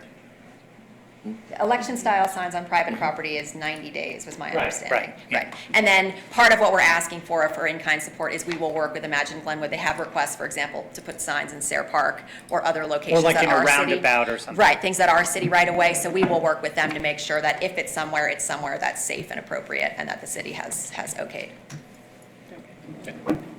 That's my only question. All right. Can I make one comment? Absolutely. We would really embrace, because we see this as a perpetual campaign, that maybe there'd be a little bit of leeway. These signs will be adopted by a residence and a business, and then they'll be passed on to somebody else. So we would like the ability to have this sign move around the community into different areas and not always be at the same location, so that awareness level is always there, but in a different context. So I know I don't know if that impacts the sign itself can only be out for the length of time, or if it can be moved from one location to another. Because that's what we're after, is trying to maximize our dollars spent. So I would certainly ask Carl for, backup on that, but I think because it moves locations, I think the clock starts over. Yeah. So if somebody was going to, just for clarification, I don't know what our sign code is well enough. I know of the campaign a little bit, obviously not well enough, Chief Wilson. Who I encountered in my driveway angry one morning, not me angry.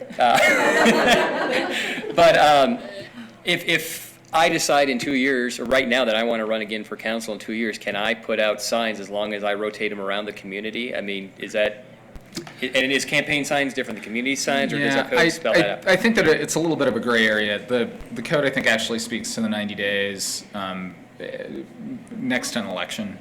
I think this is a little bit different.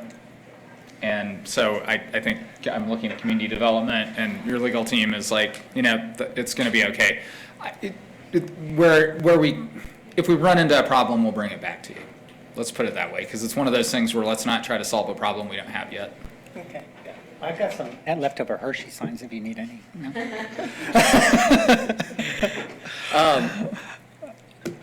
Based on that information, I'm good with it. I guess I would just be a little hesitant of having 50 or 150 or whatever it ends up being, even if they are rotated as kind of a permanent fixture in our town. Maybe I like the idea of it coming back every single year, potentially for 60 to 120 days or something. I don't know, but again, I don't need to solve that problem tonight. I trust our community development staff to work with you to, be flexible, and based on those comments, I would expect another cookie. Because those are delicious. Jonathan, my hearing is so pitiful. You have to. I can't. I'm so sorry. I said yeah for another cookie. Just to wait till after the vote. Oh, I'm sorry. Well, Get a cookie. then let's call the vote. Okay.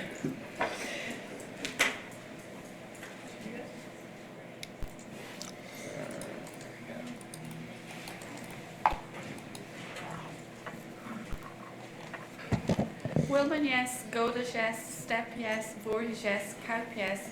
Hershey, yes. Motion passes unanimously. Thank you. Thank you, guys. The signs will be out tomorrow. Great. Okay. Carl, am I too early to start the or the planning item in our agenda? Okay, item number 11, planning item 0119. Consideration of a major site architectural plan review for a multi-tenant office retail building, Lot 14, Glenwood Meadows, number 2, Wilson Road. Good evening, Mayor and City Council. I do have something I want to pass out to you, which is a list that includes a suggested motion that may be helpful to you later this evening.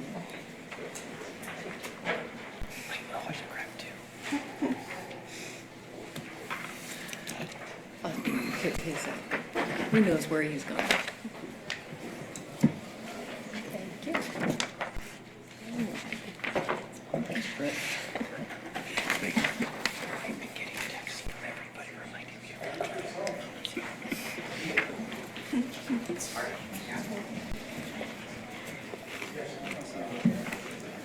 Do you want to take a break? I would like to, actually. Okay. Trent, is okay? We've had a request to take a 5-minute break. Yeah, before absolutely. that. Okay. Yeah. Just everybody back in by 8:57. Thank you, John. Sure.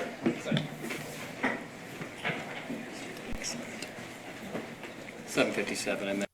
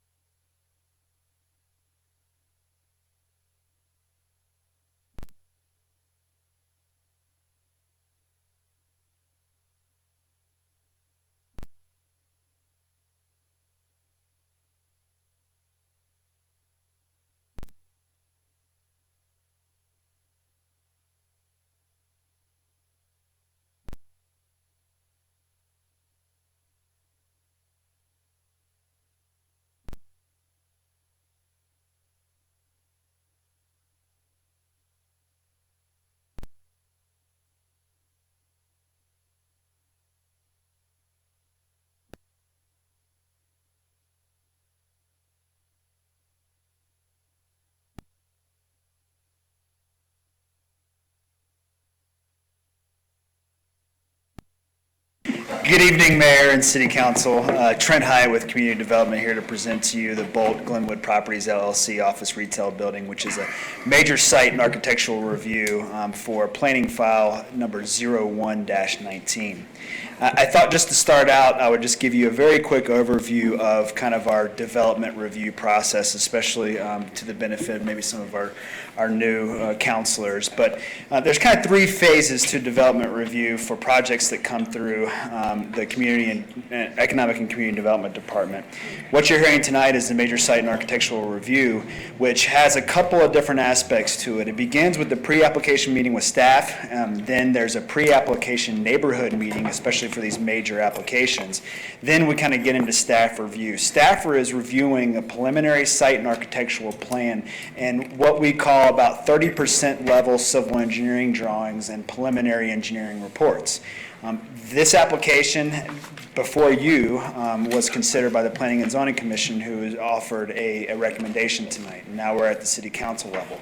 Following any decision that you make tonight for this application to move forward, we also have a construction plan application submittal and review where staff will really get into the details of the application. We'll review final site and architectural plans, 100% civil construction drawings, and all of the final engineering reports. I see an error there, I apologize. But after that process is when an application is actually reviewed at the building permit level and then moves forward to construction.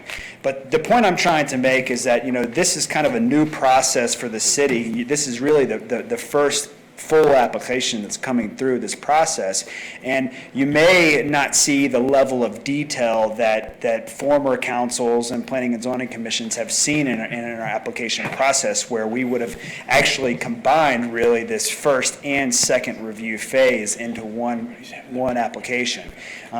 Back last August is when our development code was amended to kind of try to break up the review process so there wasn't so much design money that was spent onto the front end of a project before entitlement was even received. It's kind of like you're kind of really blessing maybe the scope and the idea of the project, whereas staff would be really reviewing all the details following any decision that you made. And just as another point, that this application was continued from the March 21st meeting to tonight, and I'll get into the details of reason a little bit later. But the subject property is Lot 14 of the Glenwood Meadows No. 2 subdivision. It's a 9.9 acre parcel that is zoned mixed-use corridor district. This parcel is also referred to as Parcel A of the Glenwood Meadows Zoning and Development Plan that was approved in 2002 for the Glenwood Meadows area and kind of governs development and design in that area, and we'll talk about some of those details as well. The applicant is proposing a 45,000 square foot office and retail building on only 3.43 acres of the site, which is what we consider the area of disturbance. That development includes parking, open space, related landscaping, as well as some retaining walls for the construction. Again, there's the parcel there, which the pink indicates the M1 zoning. It is surrounded by some properties zoned M1, as well as some of the open space that's zoned hillside preservation in the Glenwood Meadows development, as well as the residential high density here to the south. And most of the projects around here also include commercial developments, as well as some multifamily developments that are under construction right now in Glenwood Meadows. So just to talk about some of the specifics in terms of the regulations that apply to this application and to other applications, I certainly will go through all, but I just want to point out a couple in regards to this application. Common open space is outlined in both the Glenwood Meadows Development Plan as well as the City Code, and states that commercial sites shall have a minimum of 10% open space. In this specific application, the applicant is proposing 15. But there are additional details that staff has requested, again, because this is kind of a preliminary application in terms of the exact facilities that are associated with the common open space. Landscaping, screening, and retaining walls. The previous application included some refuse enclosures as well as retaining walls that exceeded the 6-foot height maximum. Again, the applicant has taken a look at this and can easily kind of make some of those adjustments in the specific plans that we'll get later. And they actually have submitted some plans following the Planning and Zoning Commission meeting that address some of these issues already. The Glenwood Meadows development also required certain on and off-site improvements for this development, like the completion of Midland Trail, various Midland Road improvements, and then traffic improvements to accommodate each development. So in terms of building design, Section 4 of the Glenwood Meadows Development Plan is where you'll find some of those specific standards, one being the primary entrance along the street providing access to the site, which is Wolfson Road. The applicant has already stated that they will be willing to revise the plans to include that. Each horizontal and vertical wall shall have an articulating feature every 30 feet. The applicant is proposing at least 3 of these and has actually called them out on some of the plans that were included in your packet, which include variations in materials, projections and recessions, windows and door glazing, and changes in roof line and awnings. The walls facing public streets rights of way shall have a minimum of 60% coverage with windows, and they have also kind of included some details about meeting that standard. Map 2.1, the future land use, south portion of the city, and actually the west portion of the city for this one, identifies the site as commercial. The plan also outlines numerous community goals and related objectives that this application would support, including economic development, maintaining the city as a regional tourism, retail, commercial, and government center, preserving our small town character, addressing transportation and convenient travel, infill development, supporting social diversity, and preserving natural resources. And a lot of that kind of lends to the fact that, you know, it's infill development that's kind of filling some of these goals, because we're developing areas that have already kind of been laid out for the specific use. The major site and architectural plan review criteria are outlined in section 70, 60, 56 of the code. A being consistency with the general purpose and intent of the code. B, consistency with the dimensional, design, development, and other standards of the code. C, consistency with previously approved plats, PUDs, or any other precedent land use approvals. This application, exclusive of some of the issues that staff has brought out, does seem to be in compliance with both the Glenwood Meadows Development Plan as well as other applicable city standards. And consistency with the comprehensive plan, which I just discussed that it is. We received just a few comments regarding this application. No comments from adjacent property owners, but our engineering department did respond stating that they need additional details related to the hydrocompactive soils at the site, drainage, traffic increases and related improvements, utility locations and connections, and pedestrian connections. The wastewater and water department responded regarding questions to utility connections, irrigation, fire sprinklers, and ownership of utilities.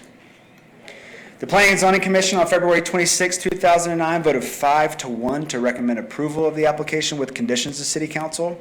They did have some concerns about some of the issues that staff raised in regards to pedestrian access, open space, materials, retaining wall heights, parking and screening. However, the applicant, in between the time that they met in February, took some space between the following city council meeting, which is why they're here tonight on the 2nd, to actually take a look at some of the specific comments that staff had to make sure that, you know, the proposal as they were indicating could meet, you know, the standards that staff outlined. And so they took the time to do that, felt comfortable with it, and they're coming back here tonight to state that they would like to move forward with the proposal as they've started out with. Section 70, 60, 30G1 allows City Council to approve with conditions, or deny the application. Staff recommends that you approve with conditions, action item 1, with the findings and conditions listed on page 7 of my staff report, but which is also packet page 163 of your larger staff report. And I'd be happy to answer any questions that you have at this time. Also, Mr. Ken Grieve is here with Bolt and to answer questions as well. Okay. Any questions for Trent? Sorry, I'm not, go ahead, Shelley. I just had a couple of little questions. So I heard you say, Trent, that the applicant has agreed to flip the entrance, or? I don't know Put that an they, entrance on the south side? to place an entrance Okay. there. I don't think that they want to exactly flip it as proposed for the entrance they have on the north side of the building, but they have committed to meeting that standard to connect to Wolfson. Okay, and from what I could tell on the site plan, it looks like there is continuous sidewalk connecting to the sidewalk that's along Correct. Wolfson Road. Correct. And Wolfson, then yep. a question on the Midland Trail. You said there were some of the PUD requirements to do the Midland Trail. I thought the Midland Trail was finished, so will there be actually things done? No, I don't expect that there'll be anything done. I was just pointing out that the development plan that was agreed, back in 2002 had specific kind of on and off-site improvements that were required, and that the developer at the time contributed funds to the city to do that. Now, there will be some discussion at the staff level regarding the exact traffic improvements for this site as moving forward. Right, okay. Okay, and then one other question, just on site disturbance during construction. How does our code handle that and things like storm drainage, during construction before they've revegetated and it's, muddy and that kind of thing? Do we get a plan on that, or? Yes, we will. We will. And Okay. the specific details of that plan will be at the construction plan phase. Okay, all right, thank you. All right. Rick? Yeah, just a general question, Trent. It stated that the Meadows has a more restrictive design standard than what we find throughout town. And I like the design. I mean, I think it looks good here, but would this fit anywhere else in town? And that's just a general question that doesn't really bear on, the vote here, but. I think it would, in that a lot of the standards that are in the Glenwood Meadows Development Plan from when it was approved in 2002 have kind of been copied or amended slightly and brought into the general non-residential design standards for the city. So I think it would. So it's more to do with the exterior sort of appearance than anything else? No, I mean, I think it would be site layout as well as exterior building materials, the fenestration, the breaking up of the facade, the requirement for certain percentage for windows. It may actually exceed it in terms of the 60% for the windows on the front facade, but a lot of those are very similar to those that you'll find in our non-residential design standards. So do you have an idea of how long the Meadows would have this sort of design standard? It's probably baked into their. It is. It is. Tenant agreements? It's actually baked into the actual annexation and development agreement, what we have always referred to as the yellow book, only because when we made copies of it, we used a yellow cover back in the day. So it's a permanent characteristic of Glenwood Meadows. Until and unless that annexation and development agreement is amended by you and the property owners that own in Glenwood Meadows, those design standards will be what they are. Thank you. Yes. Charlie? Just several questions, and maybe they've been answered and I just missed them. I noticed the retaining walls are 24, and then the report said they were going to do something with that. What are they doing with those? Because they weren't going to replace with the retaining walls. They're just going to do a long slope, or? No, I think their actual plan was to terrace that. And to make it not such one large high wall. That was kind of something that was identified pretty early on as an issue. And then, in looking at the traffic study and that, are they going to be required to put a traffic signal in at Wolfson and Midland or not? I couldn't understand what I was reading, maybe, so.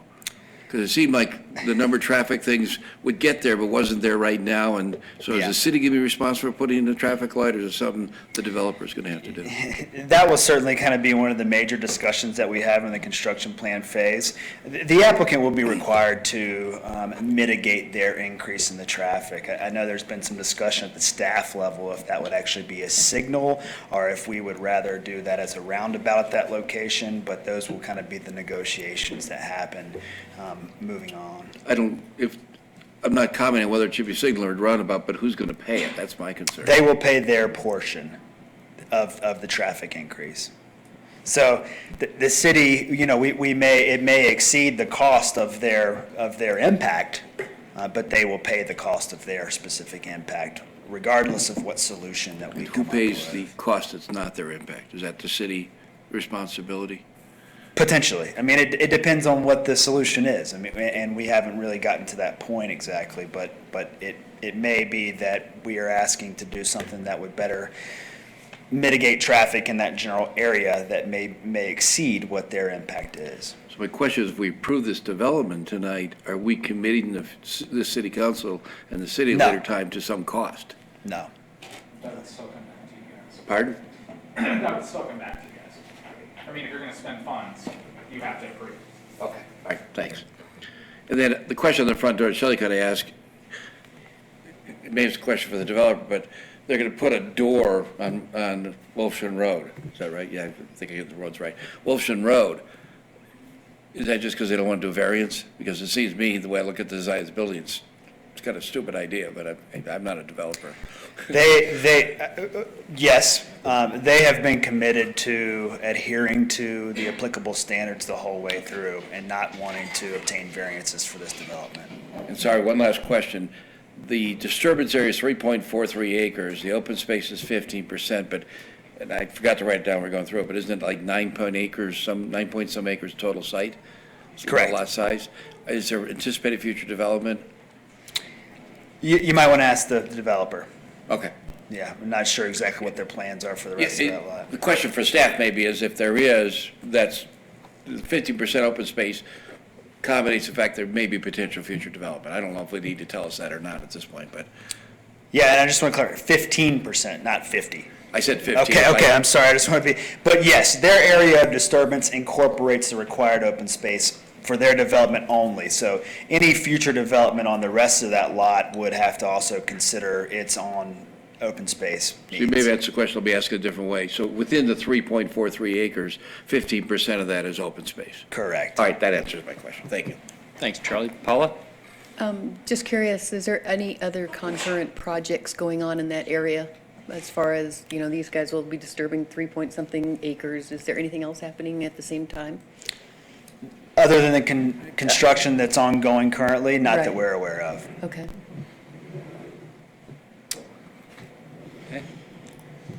Any other questions for Trent? I guess one of my questions, and it's probably been asked a couple times, but this northern entrance. Southern or northern? I think southern. The one facing Wolfson would be south facing. That's what I meant Yep, then. I guess, is this going to be, or does the code contemplate it appears the main entrance with the awning and everything appears on the northern entrance, I think, the other side, the parking lot side. Will that door be just a side door that is not noticeable, just to check off a box, or will it actually be a functioning architectural entrance? They have stated that they want to create a hallway there that connects to the other entrance. So I think it would be a functioning entrance, but perhaps Mr. Grieve can Okay, give you I'll some say more that for details that. on that. All right. Any other questions? All right. Thank you, Trent. Yeah, thank you. I'd like to open it now for public comment. Actually, I have an applicant. Oh, is that how it works? It is, sorry. Sorry, new guy. I assume you're the applicant? Yes. Okay, come on up.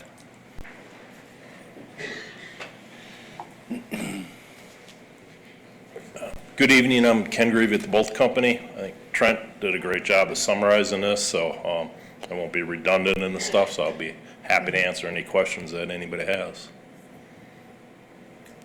I guess I'll just roll with my question is how... That entrance? Yeah, how substantial is it? And I think... It's not a back door, I guess, to answer your Okay. question. It will be an entry. Will it be as grand as what you're seeing on the other side? No, it won't be as grand as that, because most of the parking's around that side. But it will be a functioning entry, and as Trent said, the idea is that creates kind of a spine through there. So if somebody wants to use that entry off of Wolfson, they could. How often will it be used?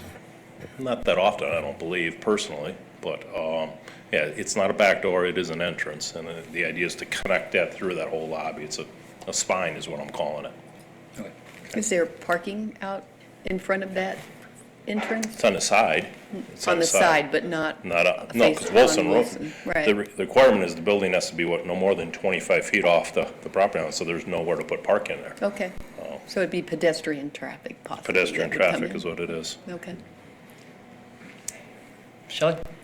I had a question. I think it would go to you. It might be more appropriate for staff, but there's quite a bit of mention in the soils report and everything about the hydrocompactive soils, and I'm sure you guys are aware of that, but also maintenance of the parking lot to keep water and things like that from getting down into those soils. How will you guys handle that? Will the building have kind of an HOA and a maintenance agreement, or, because those are the kinds of things that usually fall off and can get forgotten after a couple of years. So it talks about keeping the, cracks sealed, stuff like that. As the owner of the building, we're responsible for that, and whatever tenants we have in there, and we have operating costs, but every year, like at all our projects, we set aside funds for repairs in buildings, everything, whether it's tuck pointing the brick on the building, whether it's replacing the roof 20 years later, or resealing a parking lot comes up a lot more frequent than the items I just mentioned. So we always are setting money aside every year to take care of that. There are cracks in asphalt, there's cracks in concrete. You have to fix those on an annual basis, otherwise your building starts deteriorating, and then it comes time to renew your tenants, they don't want to be in your building. Okay, thanks. Okay, any other questions for the applicant? All right, thank you very much. Thank you. Thank you for your patience in waiting for us to. All right, I think now it's public comment. Is there any member from the public that'd like to comment on this application? Yes, ma'am. Please step forward, state your name and address.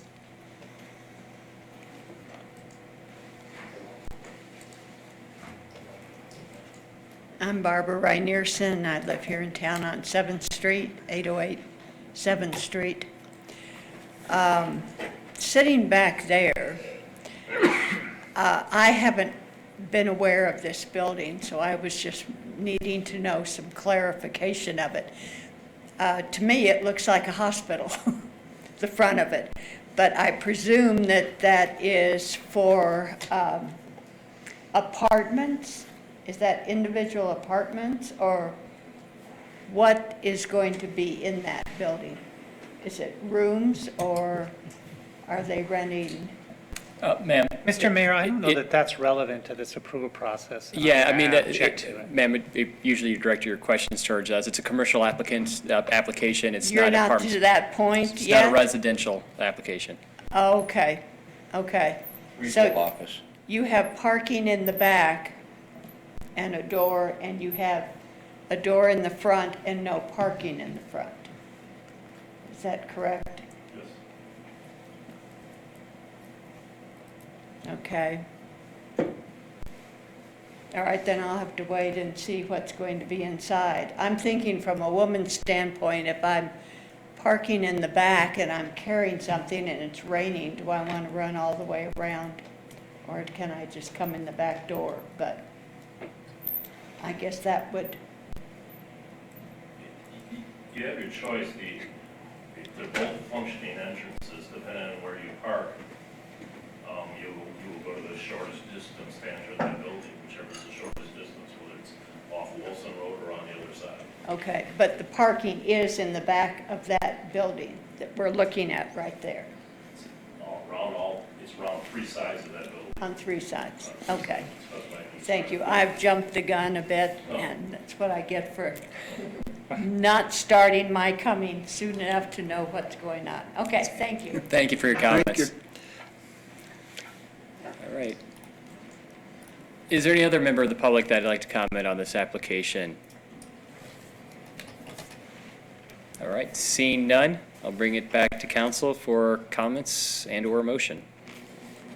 I would make a motion to affirm the recommendation of the Planning and Zoning Commission and approve the major site architectural plan review with the recommended findings and conditions listed on page 163 of the May 2nd, 2019 staff report packet. I'll second the motion.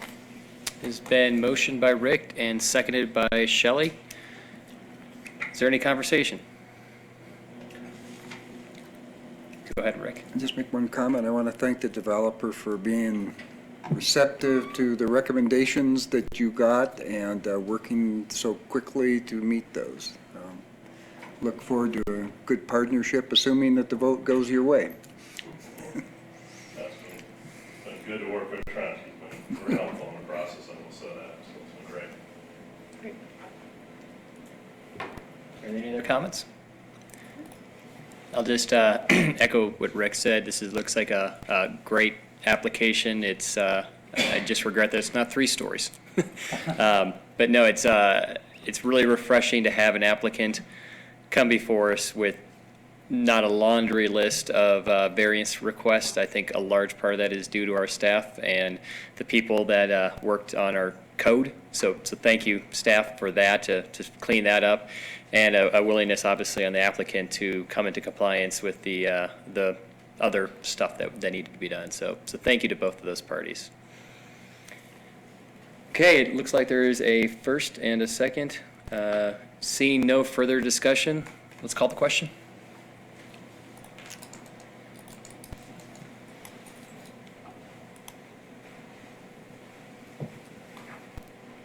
Willman, yes. Goldish, yes. Stepp, yes. Voorhees, yes. Kaup, yes. Hershey, yes. Motion passes unanimously. Congratulations. Okay. Thank you, Trent.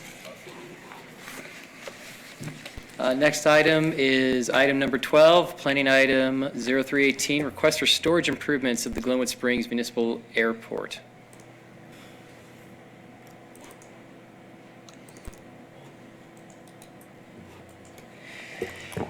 Good evening again, Mayor, City Council, Trent Hyatt with Community Development. And just to start out, this is not actually a request or for a decision on a development proposal. It's more for kind of a direction from City Council on a proposal that we received in regards to the airport last year. And for a little background on this, in December 2017, Njord Rhoda approached our city's airport commission with a request to place some temporary storage containers out at the municipal airport to accommodate existing businesses that have had some storage needs out there for quite some time. On January 4th of last year, Mr. Rhoda came to City Council during the public comment session with this proposal, and at that time he was told to work with staff on maybe a path forward for that idea. There's been some time that passed, and Mr. Rhoda never officially actually submitted an application to the city or signed a lease with us. And we really just wanted to bring it back, especially since we have a new council, just to kind of maybe give you an update on what that proposal entailed and to maybe get some direction on how to move it forward. Could I just stop real quickly? Is he making the proposal now? Is it Mr. Rhoda? Yeah. Yes, he is the one that's proposing this. That's what I thought of the staff board, okay. Yep. Okay. And what he would like to do is temporary place in one of the 2 locations that you see on the site plan here, 5 8 by 40 by 8.5 foot tall storage containers, commonly referred to as Connex containers. The folks at the airport would ultimately prefer to construct additional hangar space, but as you may know, we have a couple of big projects that are going on in the city that we're kind of reluctant to develop the airport further until we've kind of gotten through those processes, and one would be Southbridge and the other would be the scenario planning project that we're working on. Just a little bit about the airport leases. They are based on a 1-year term and are renewed annually. Currently, we have about 69 planes out at the airport that pay $575 each to lease and rent the space that they maintain. The city must agree to any lease terms for any new activities that occur out there. While we did prepare a draft lease last year, that was never executed because we never really got through this process. So there's a couple of ways that we could manage Mr. Rhoda's request if City Council was so inclined. Would be our site and architectural plan review process that we just kind of heard. If we were to do it that way, which was generally what would apply to private development, it would be considered an administrative staff level review for the 320 square feet per or 1,600 square feet of total space that we're talking here. One concern that staff has had with that would be meeting our city's non-residential and mixed-use design standards with a Connex container, and whether or not that would require a variance from the Planning and Zoning Commission or potential screening of the containers with fencing and or landscaping. Another process that is reserved for public and quasi-public entities in the Colorado Revised Statutes is a location and extent review as outlined in section 70, 60, 50D of our code. That would require the city to be the formal applicant for this application because we're the quasi body that would be associated with it. It also requires planning and zoning review, but it's for compliance with the comprehensive plan only and not, individual specific design standards that may or may not apply. I do want to point out that the city ourselves generally adheres to our own standards, and an example of that would be our storage building, our new storage building out at the wastewater treatment plant. One could question whether or not this use would require a special use permit, as aviation and airport-related businesses are outlined in the code. However, we don't expect this to necessarily increase business activity out at the airport. It's really more just to help those that currently operate their function a little bit easier. Therefore, again, staff does not believe a special use permit is required for this.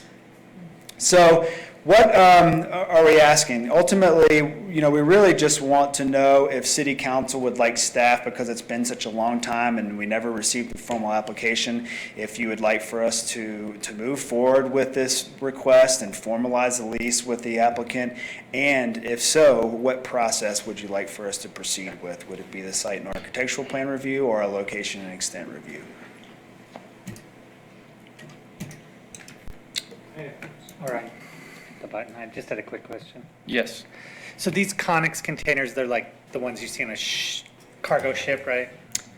Yes, sir. Right there, that would be that picture. I don't know if you can see on your what was his screen, plan for but- them? And not to put a plane in it, obviously. No, just to store materials. Mr. Rhoda himself does some flight training out at the airport. He has numerous planes and helicopters that he stores there, but he has a problem with space just for materials. Maybe if it's spare parts for his... But aviation related. Correct. Aviation related type Thank of you, business. Mr. Mayor. There's been other businesses as well, flight, skydiving companies that have operated there, but have had issues with space for gear and things like that. All right. Who's next? Charlie. Trent, I'm sorry, you answered my question, but you just said something, so I'm perplexed again. I forgot the gentleman's name. Is he making a request that we approve, the city approve these leases? Or are you asking us just to update that he hasn't done anything in a year and we're waiting? And Carl, I don't know. I really think the request is, one, from a proprietary standpoint, do you want to continue to move forward with this discussion? If so, what formal process to review this installation would you like to use? Well, does he still want to do this? No, absolutely. Yeah, he does. Yeah. So that's why it's coming back to you, is just kind of, at a staff level, we've been working through this issue of what's the appropriate process, but also recognizing that it has been a fairly lengthy time, and that first decision is not in your quasi-judicial capacity, it's in your ownership capacity, your proprietary capacity, whether you want to continue to move forward with this or not. Okay. Thanks. Rick? So you may have answered this, Trent, but what is the likely contents of these storage containers going to be? Just parts? Anything flammable? I don't know if I can answer the specific about whether or not there would be flammable materials in there, but I assume parts, probably some type of maintenance supplies for helicopters. It could potentially be skydiving related materials, chutes. Not sure exactly what the contents, but, I'm sure they would have to adhere to any safety standards in terms of separation from buildings and storage requirements that we would have at the airport generally, and/or that we could review to make sure that they do. So whichever type of process we deem appropriate, this would probably get an answer to that question, I would think. I think so, yeah. Paula? How long is the lease for, does he renew it every year? If he puts in these 5 containers and he comes back to us every year and says, I'd like to renew the lease? And Yeah. And if we say no, he has to get the containers out of there? They renew on an annual basis automatically, unless you, city council, would make a decision that you no longer want to renew those leases because of who knows what decision was made at the airport. I sign the regular renewals every year. Okay. And then if we went for I think it was the second option, the city, got to remember as I go back, the second option, yeah. So we become more financially responsible if we kind of take that kind of ownership? No, you don't really become more financially responsible. It's just this doesn't fit neatly into a review category, if you will. And so it is one way to review, treating it because it's on city property. It is, in support of a city airport. It serves a quasi-governmental function. It would sort of slot into that location and extent, which is usually reserved for one governmental entity reviewing another one's site plans. It's one way to do a limited review on it relative to a use and an area that isn't really fleshed out that well in our code, frankly. Shelley? Do either of those, and I'm sorry, I missed the first part of your question, Paula, so if she asked this, let me know, but do either of those processes have a public process involved? So Yeah, public review or public comment period, that kind of thing? The administrative site and architectural plan review would not include a public comment. The location and extent review would include a public comment because it goes to the Planning and Zoning Commission. Okay, thank you. Charlie? Keep asking dumb questions because I knew, but is there some reason that he's not here tonight? Again, this isn't the formal request for this. So this is more of just a staff? Yeah, it's more of staff requesting direction, and that's why. We don't need an approval. Right. Got it. Okay, thanks. Yeah. Any other questions? All right. Seeing none, I'll take public comment. We don't really need to. Okay. Is it just because it's only Christian? Public is interested. Public is not. How's the popcorn? It's cyber logo. Okay. I could bring it back to council then for comments and/or motion. I think Tony's up. I had a comment. Okay, yeah. Oh, sorry. I'm new to this system, Mr. Mayor, I apologize. Here's my concern. I mean, a number of the people sitting at this table were at that meeting about the airport, that area is in flux. Is the staff concerned that any kind of lease, even for a year, could tie our hands? First of all, I don't find these containers particularly attractive. I know they're going to be at an airport, but could tie our hands with the other things that we're considering doing here, and I direct that to you or the city manager. I think anything else that you put out there, people will be attached to. So, it just depends on how council wants to go. And I know you guys don't know that yet because no decisions have been made. But my concern, Mr. Mayor, is that anything we do here like this, any kind of long-term lease with changes, even those, I know these containers, although they're I will tell you, knowing a little bit about them, they're very expensive to bring in and take in place. They can be moved, but, it is an effort. It's not like, some sort of temporary little shed. They're big and they're there. And then once they're there, my concern is someone has sort of a proprietary interest. So I would oppose, is part of this direction staff looking for that is not to do this? Because that would be my direction. It's an option. Yeah, that would be my feeling. Thank you.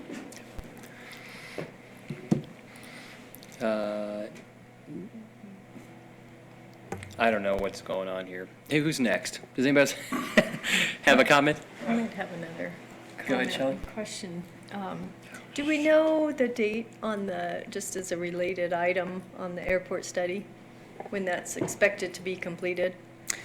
Yeah, it just so happens that a couple of weeks ago, I met with the CDOT Aeronautics Board because they wanted an update on the airport. But in terms of the process, so far, it was kicked off last fall, and there was a survey of the airport users that occurred.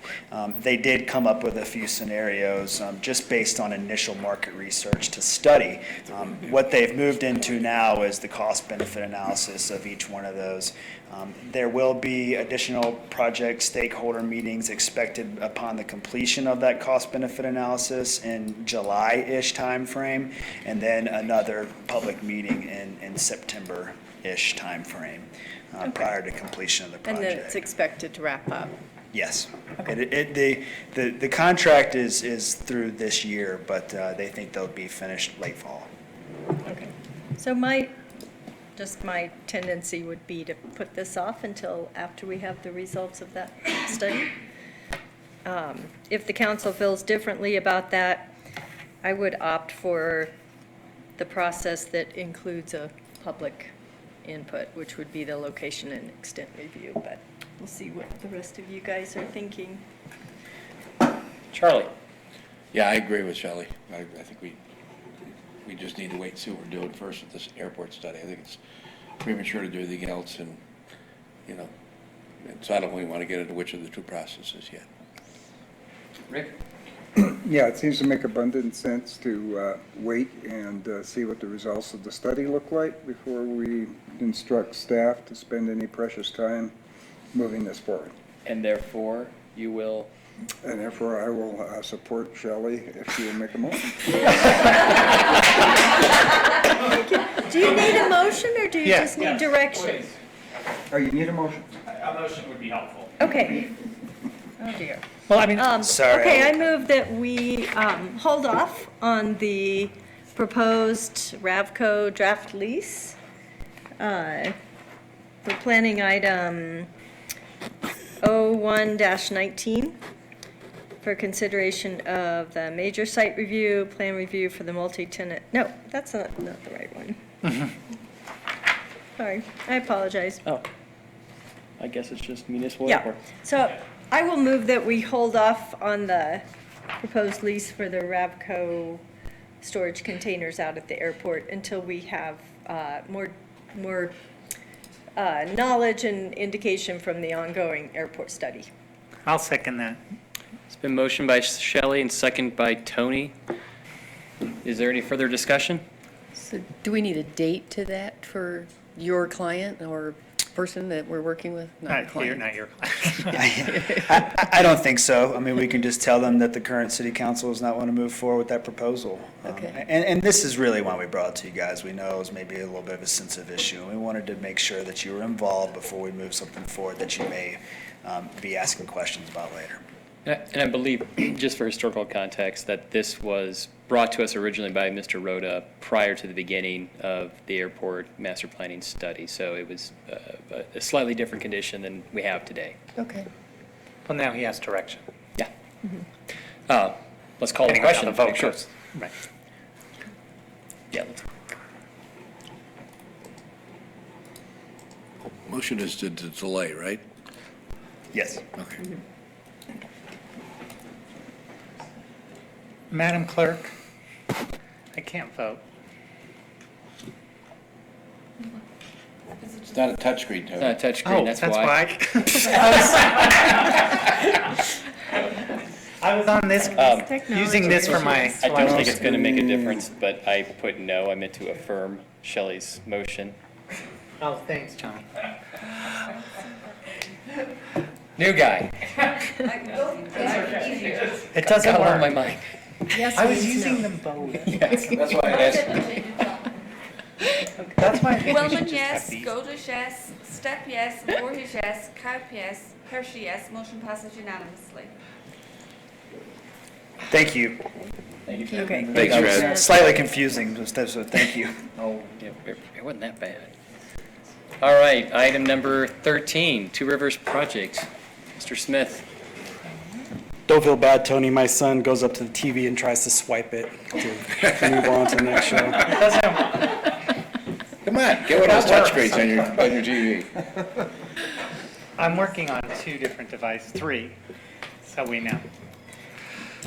Good evening, Mr. Mayor and council. You guys are great up there. We appreciate your patience sitting through all these items just to hear our inspiring presentation that Terry and I have for you this evening.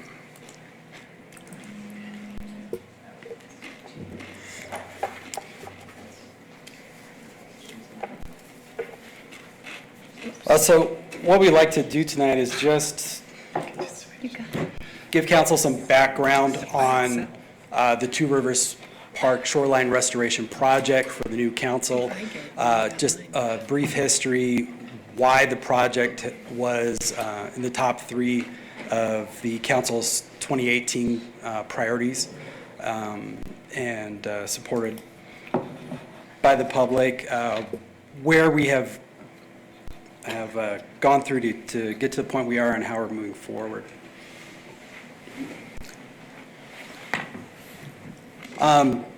The Two Rivers Park area was owned by the railroad. It was leased out to Basic Chemical for limestone processing, and through some grants and some funds with the National Resource Conservation District and land swap with the city, the park lands were secured, and the park was built in 1985. A lot of that industrial debris was buried under topsoil, and as we've gone along, especially along the shoreline, some of that erosion has exposed different debris materials.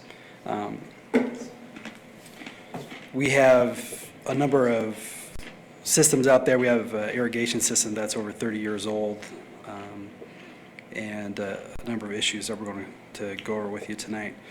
We did hire Recreation Engineering and Planning, REP, in 2014 to do a number of public charrettes about the park, especially the shoreline, as city identified a pressing need to address the erosion and safety issues of the park's riverbank and make some improvements to the old boat ramp, which services such a large part of our city economy. In 2016, REP again was contracted to develop conceptual plans based off the report's recommendations, and those included shoreline improvements from the pedestrian bridge to the boat ramp reconstruction and related improvements, and then island reconstruction and restoration. Those were the main goals of the project at the time. In 2017, in July, we went to council with 60% design. They wanted to move forward with final design. Like I mentioned, it was one of the 2018 main priorities for council. It was also one of 3 main projects originally intended for the $20 million bonding that we did on 27th Street and South Midland. Through some discussions with FAB and some of the processes, the Two Rivers Park project was kind of put into more of a general category of infrastructure and improvements. And we did bring those plans up to final design. We had some issues with REP's engineering and being able to get us correct quantities for a good bid set.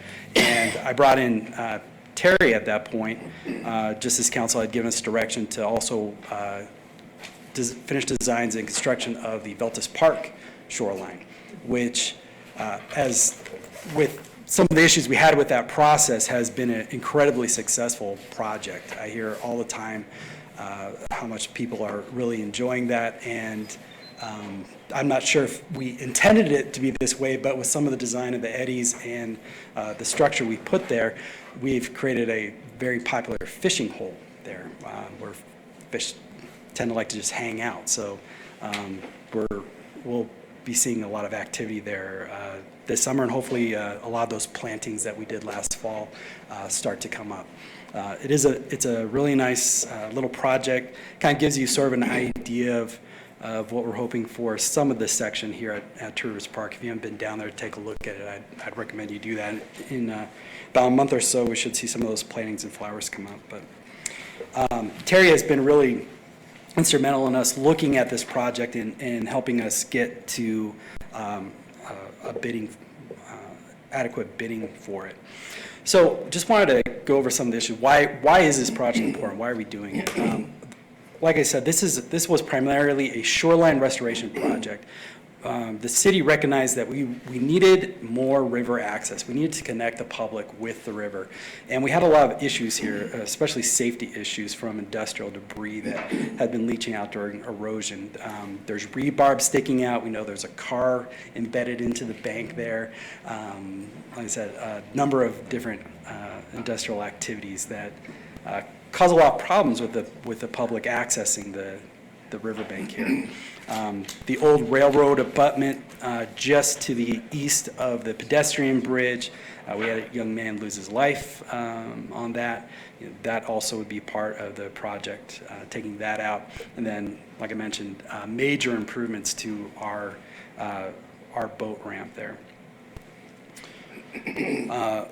Also along, like I mentioned, we have a 30-year-old irrigation system that has long ago been failing. Our restroom there, the piping is failing as well. So these are some of the main areas of the project is the island channel. We have removed the bridge and the island trails. Council wanted to move forward with keeping the island channel. This creates kind of a mini river. It's an educational component to this project where kids can go down, experience kind of the river in a safe, enclosed area that is away from the main flow. This isn't a lazy river. You can't just jump into an inner tube and float through it and be ejected out into the river. That's not how it's designed. There's a number of mattresses and stepping stones and different things like that. But that channel would be dredged out and make a permanent island stream around instead of it having exposed with some standing stagnant water during part of the year. It would be a continuous flowing stream. We would have a soft trail system along the bank there that takes you down to access that channel and allows you to walk along it back over to the main parking area. This shows the mean flow of the river during these months, and we've been looking at analysis of where that, with the new water lines that are coming out, where that dredging needs to be at. The boat ramp has always been one of the main aspects of this, is making improvements to that. In its current format, it's woefully inadequate for the amount of use that we see. We currently have a number of commercial users that we have leased other boat ramps to try and alleviate some of that congestion that we have. We had a number of discussions with the Parks and Recreation Commission, with rafting companies and associations, with the anglers, and have come up with a number of modifications, including a staging area, a takeout area, a approach road that allows you to come around and swing without having to worry about angling yourself properly for backup. We also added in a walkway. A lot of times as people come off the river, the rafters will jump out and go and relax, use the facilities, use the restroom, and while the commercial users go and tie up and get everything secured. This was feedback from council when we last presented this and these commissions. We also redesigned the approach going into the lot, making it easier for trailers to make that turn, kind of rounding that out. So these were all things that council asked us to look at and come back with. We also changed the grading slope of the ramp to the water line and put it down in so that you still are hitting water during low flow. You can see from from this picture that the ramp stops well above the water line for a lot of the season.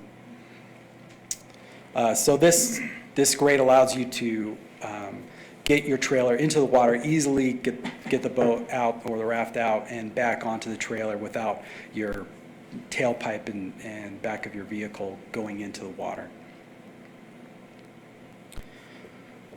Again, this is another visual of that with the walkway on that right side, 3-lane boat ramp with that turnaround. And approach with the staging areas. Now, something that we're going to have to talk with council about with this is that we actually have ordinance in the code in 903060 that prohibits commercial staging activities at Traverse Park. There's also a number of different things, including where they can picnic, the amount of standing time, vehicles cannot be left unattended at any time. My feeling is if we are going to charge a permit fee for commercial use, we should provide amenities and at least let them be able to stage and pull out and get secured before they take off. They do it mostly right now. We don't really enforce that, and I think our ordinances need to be updated to reflect that. Along with that is restrooms supporting the boat ramp and the additional use there. We have currently a changing station across the way there, so we're able to take out that portion of the restroom. But there's always discussion. Oh, should we really put in a restroom? When we did the public surveys about the park, 83% surveyed wanted enhanced restrooms at the park, and that was the strongest response from all the questions we got. Was we got to have restrooms there. Right now, we put in 2 portalets that are heavily used. Trash facilities are always overflowing. It's an incredibly heavily used area. This is an example of one of the restrooms and our recommendation. This is from Public Restroom Company. It was the most cost-effective of the options, and this was, we came back with the look and direction the council had given us on what they liked aesthetic-wise with the restrooms and the layout of that. We also had a couple of different proposals from Romtech. This is kind of a similar one to that last one, their version of it, a little more expensive, and a couple different versions. Council didn't really like the look of that one. And then this is a smaller one that's more in line with the cost of the public restroom one. But our recommendation is to go with the public restroom. And that gives you kind of an example of what it would look like. We'd have a drinking fountain on the front of it, but otherwise about like that. The lower trail was also, along with the boat ramp, one of the main goals of the project. This was to excavate out all that industrial debris that you see coming out of there that's such a safety issue. It also creates, as you see there on that west side, kind of a protected sandy beach area where kayakers can kind of come and stage before they load up. Boats can kind of queue up for the ramp if needed, and also allows a nice protected low flow area for families to come and enjoy the river water there. You also see here a lower path that takes you right down by the river. We have we looked at the best way to do this. We had some discussion with council as we looked at some of these options for rock walls, terraces, how do we support this, different materials, do we even have an upper wall? Right now we do a number of events at the park where we have vendors along here, and you see kind of the booth layout here in the squares. We'll be putting in pedestals for power for those, and then the trail down below. And this is, the River Commission really wanted to see this trail be kind of a nature trail. Not so hardscape, but someplace kind of quiet, away from all the hustle and bustle of what's going up in the park. a lot of vegetation, some natural rock. And so as we looked at materials, we looked at both concrete that matches a lot of our trail systems and a soft path option with a crushed or decomposed granite. This is what our recommendation would be. It's a cheaper option. We wouldn't maintain it during the winter time, but we have the upper concrete path that we do maintain for access. And this allows for just a little more of a natural feel, which is what the River Commission wanted to recommend to council. This is kind of an example of a concrete river trail. This is easier for us to maintain. It is a more costly option, but I think for the intent of the trail, just instead of duplicating what we have above as a main jogging trail, this material just gives you more of that natural feel. One of the other things council asked us to look at was the materials for the path. Mayor Gamba at the time had suggested Ready Rock is one of those options, partly because the contractors were worried about the quantity of stone needed for this project and also cost of stone. But as staff has looked at different options, talked with quarries, talked with providers, we found that Ready Rock is actually more expensive than some of the stone options, which was one of the reasons we wanted to look at it. And also, we were able to find plenty of quantity that we needed for the project with local quarries. So our recommendation is to stick and stay with natural stone. 3 different options at some different price points: shot granite boulders, which we can get at a local quarry.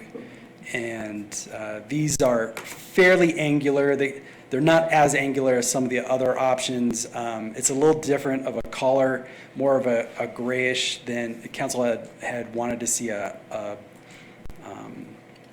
kind of a blonde to red color. But this was one of the options that the contractors had suggested. One of the other options that kind of fits a little more in with the theme of what we have around town is the red sandstone. You see that in a number of applications that we have here, including our 6th Street pedestrian area and underpass bridge. Also at the redstone at the Whitewater Park and different areas around town, you'll see that. This comes a lot more blocky.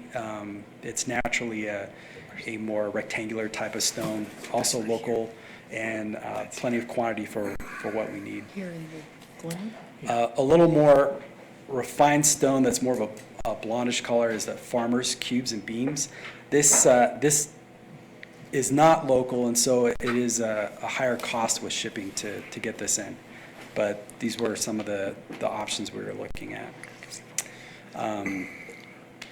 This is an equation that they use for boulder analysis to look at slide and rotation and make sure that with our HEC-RAS modeling that we're meeting that. It's also a reminder to me that I should have paid more attention in math in college. Not flirted so much with my girlfriend, but this is why we have Terry on staff, so that she can work through all this. You know, I believe there's a decimal point missing. It's possible. Yes. I'm sorry, not to get in the weeds, but Yeah, not to get, it's just the chair. It's the chair. So if Charlie wanted to just quickly run those for us and make sure our numbers are right there, I'd appreciate it. I'm going to kind of brush through the rest of this. Lighting, sorely needed in Two Rivers. You know, as we get, especially in the wintertime, we do have a lot of people that walk through the park into downtown. A lot more than we had thought before. And we realized that during the Grand Avenue Bridge closure. And some of the different lighting options that we're looking at with pedestals. One of the recommendations from the design team were these kind of custom cutout type lights that actually put a specific type of design with the shadows on the sidewalk, and it keeps it from getting some of that uplighting, light pollution, keeps it nice and low to the path. And we had a lot of discussions with other cities that have these type of lights, and do you see vandalism? Are people kicking them over? Things that we were worried about, and that has not been a concern from what we're hearing. So it's just some different options that staff are looking at. The amphitheater was one of the main, besides removing the bridge and trails from the island to save quite a bit of costs, this was the original design for the amphitheater. When we got back to council at 60%, they wanted to scope that down to this design, which was about half of the size. We found that kind of redundant with the band shell, and was it really fulfilling the purpose of what we're looking for in an amphitheater? One of the options that was presented by John Toffer was take that fill from excavating the shoreline and build up around the current band shell to create an amphitheater-like area. And there are some issues capacity-wise with that, but it is an interesting option. The band shell really needs to be improved upon. It's actually a memorial to about 12 individuals that lost their life during one of the propane plant explosions back in 1985. So that's something that we got to think about if we were to relocate or remove the band shell. Council did also ask us to look at going back to the original concept of an expanded theater. This was a look at our economic development, how we do events in the community. What is it that we want to bring in? Do we want regional type concerts? And it's kind of a sexy project when you look at it. It's right on the river. You're looking at the confluence. You're having this great connection with downtown right there. I think both options are really interesting. Staff recommendation is that we cut the amphitheater and band shell area improvements. It's a project that could be phased out later. This project really was to focus on the shoreline, restoration of the shoreline. There's a lot of things that we could do in this park. And right now it's a $4 to $5 million project, and that's hard for council to swallow. So as we looked at our costs, the planning costs do reflect a $5 million project. We've paid in about $200,000 into planning and design right now. We're going to be spending another $160,000 to get it to bid ready. I think we can save about another $150,000 out of that. There's some cost savings to be had there, I think, with REP. So we want to try and cut that number in half. Another area that we were looking at for cost reductions, like we already talked about, the removal of the bridge and trails, delete decorative large boulders, things that are nice little cherries on top, but not necessarily needed or help the intent of the project. Trail materials, the rock wall materials, design of that, and removal of the amphitheater is a big one. Altogether we can save about close to $2 million out of this project and make it a $2 to $3 million project instead of a $4 to $5 million project. So just to run back down our recommendations for how we want to move forward and then get council's yay, nay feelings, head nod on it, is channel design, as council had voted on last time.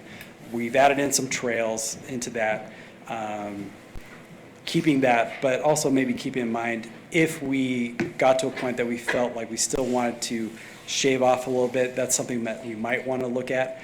But there seems to be, it's a really nice aspect to it, and it speaks also to the shoreline restoration part of that project. The staging area, as I showed you, adding those in, the approach road for the boat ramp as designed. We ran this by those commissions. They all gave their thumbs up on it.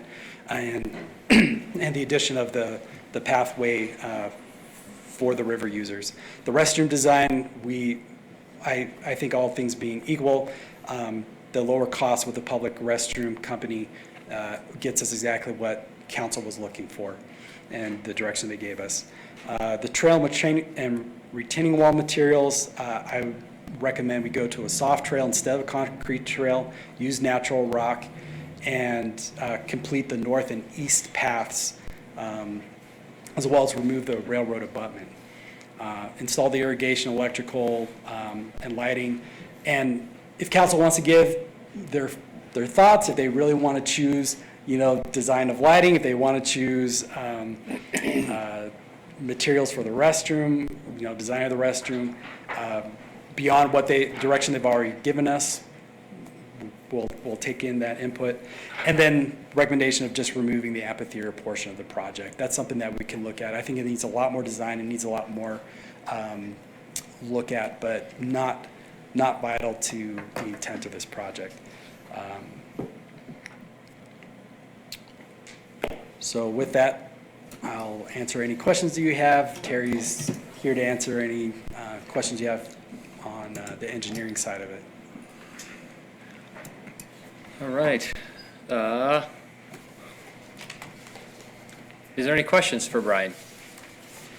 Please limit it to questions and not comments right now. Right. Paula?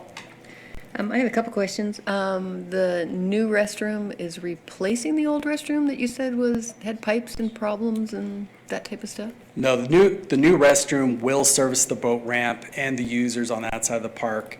The old restroom is inadequate, but we are going to be replacing or not replacing the piping, but looking at how we can address the issues there with the inadequacies. Right now, we have to shut those restrooms down when we have large events because they fail. So there's. Yeah, if you see on the what I showed you, we have an old was it cast? I've used those restrooms. I know what they look like. Yeah, we're good. Yeah, so you see, yeah, we have kind of a line piping, and then as it goes into the restroom, you have this older iron piping that has. So my question is, we have no money put into this project to fix that restroom. That would be another amount of money. This would just be added on. We're already replacing the irrigation and putting in some utilities and things like that. This would just be added in as part of that. It's relatively inexpensive to do, but if we're going to be tearing up some of the park, this is time to do it. Okay, I have a couple more. The pathway along the river, that was the original start of this whole thing. You show the using the crushed and decomposed granite so that it has more of a nature walk kind of feel. My question is what are we looking at as far as high water? I mean, when you use the bike path out on the canyon, part of the time that thing is even closed during high runoff.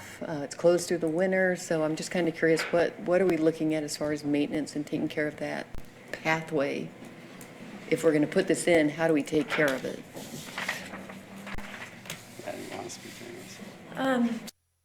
Floodplain analysis does show that that path would be submerged. They did evaluate, the 100-year, based on the Colorado's existing hydrology and revised hydrology that hasn't been officially adopted yet, but in both cases, the path is submerged. We haven't. You say it was submerged? Submerged, yeah. We haven't had, obviously it's a 100-year storm, there's a 1% chance every year. We haven't seen high water like that in a very long time. But as Brian said, it's submerged or not, we probably wouldn't maintain it. We definitely wouldn't maintain it during the winter. It wouldn't be plowed. And in the event that we had a really high water event, we would have to rebuild that path. We would have to go back in there and replace the crusher fines. That equation that Brian was trying to show you, it actually is an analysis of the rocks overturning and rocks sliding. And in both cases, the rocks that were specified or will be specified don't move. So the wall stays, the path goes. Okay. And we would just have to replace the crusher fines. Because I have heard rocks tumbling through high runoff before, and Yeah, so that was one of my main concerns Yeah. when I initially reviewed this at 60%, was to make sure that we had a good scour analysis, and they just redid the scour analysis for us and confirmed that those rocks are going to stay. And then I had one more question. On those retaining walls, those rocks, whatever we put in there, what are we doing as far as, I mean, I'm 8 years old and I'm ready to go climb on those rocks. So what are we doing as far as safety or that type of stuff? I mean, obviously they're going to be climbed all over. Is there any kind of thing as far So as? one of the reasons why we want to go with natural rock rather than ready wall is that you can do it in kind of a stepped terrace sort of manner instead of a vertical drop, which was one of the disadvantages of the ready wall. And again, if you go over to Veltus Park, you can kind of get an idea of what that sort of looks like, especially from the water level of it. My kids will. I would do it myself right now, so I'm just saying, I see a rock, you climb on it, so, They're okay. 3 to 5 foot boulders, so they're climbable for Yeah. kids or adults like us Okay. too. Okay. Charlie? Cost. If we eliminate the amphitheater, what are we talking about additional, from this point forward, including design, what are we talking about cost? 2 to 3 million. I know you don't know until you get bids, but I mean estimated cost. Yeah, it's kind of a chicken before the egg thing, right? We can't really get you a real dialed in cost until we finish the design, and we can't finish the design until we make some decisions on how what we keep, what we don't keep. That's always the question. But we know from when we went out to bid, we had several contractors come in for the pre-bid. We had only one submit a proposal. Council rejected that off our recommendations, but that proposal was for $4 million something. And there was issues about boulders and how many, I remember reading about that. So you talk about the reduction in cost of some 1.2 million and some other things. So does that take it down to 3.1 million? Yes. Is that what you're I think it's in thinking? the range of, if we take the amphitheater out, we're probably in the range of a $2 to $3 million project. If we try to keep the amphitheater, it's probably a $1 to $1.5 million amphitheater. In addition to. In addition. Yeah, just because there's so much excavation needed, and we just don't know what they're going to come up with. And I'm not going to hold you to that. I'm just trying to get some idea. of what- Yeah, it's a range, but Yeah, okay. that's Terry Thanks. Parch's best guess.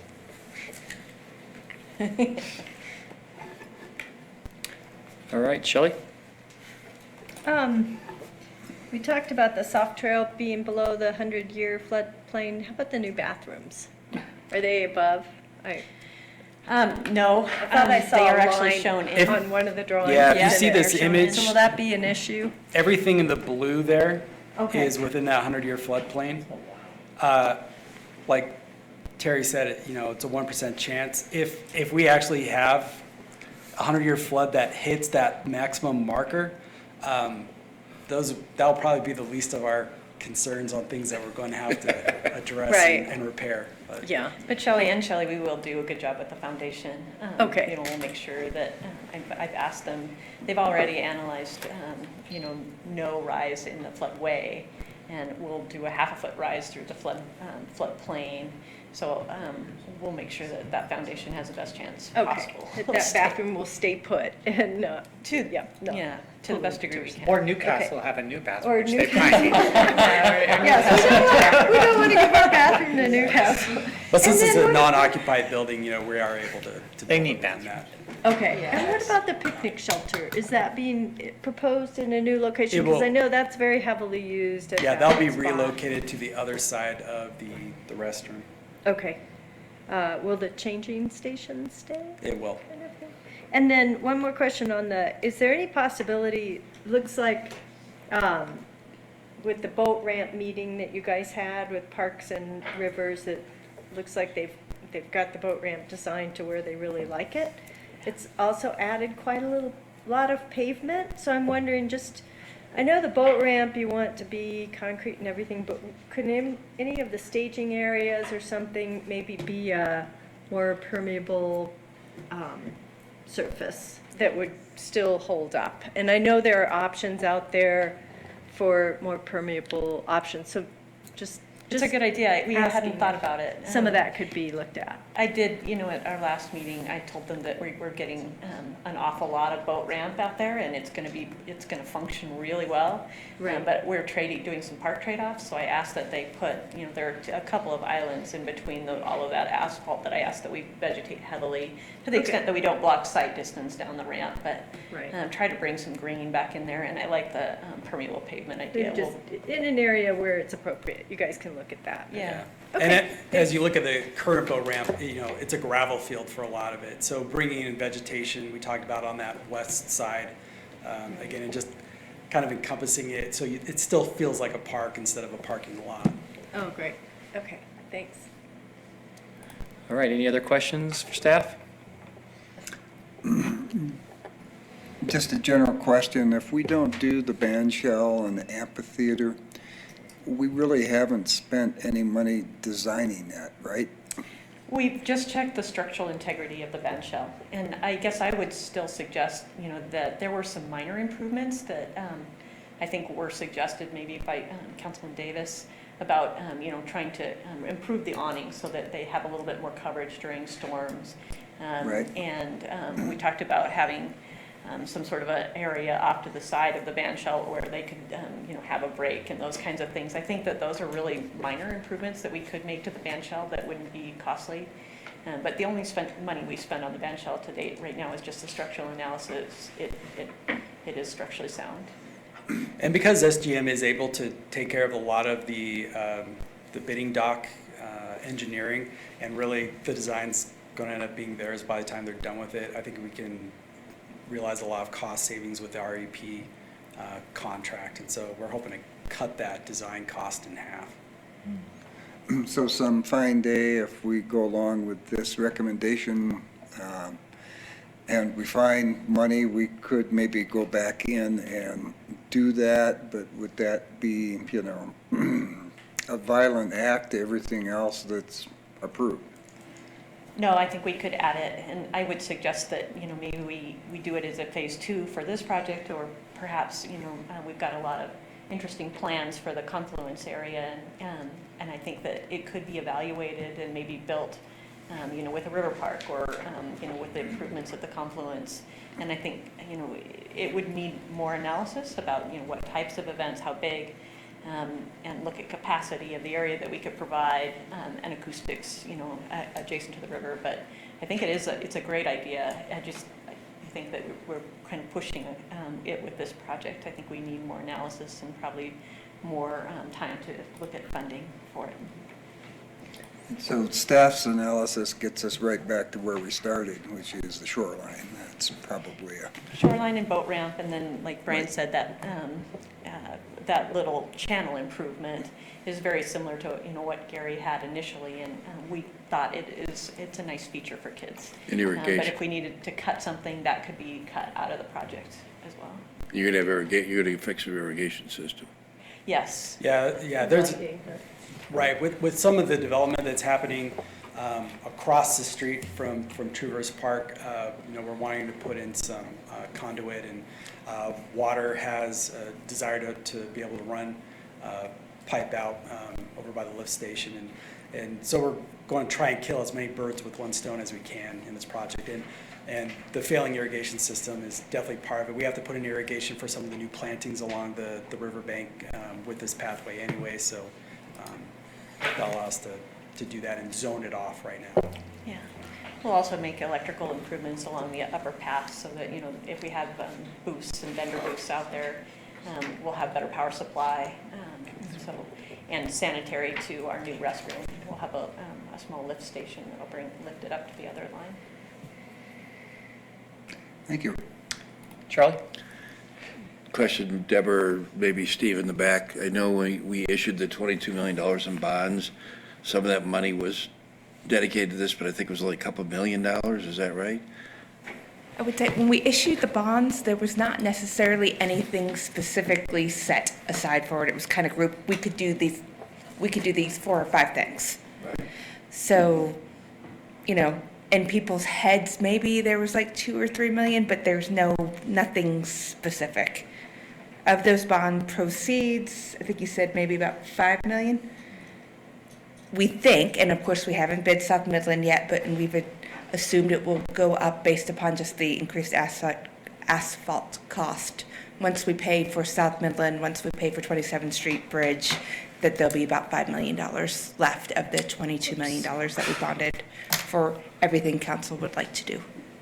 And that includes the money we're getting from the grant? It does. So we're getting, isn't that 6 or 7 million?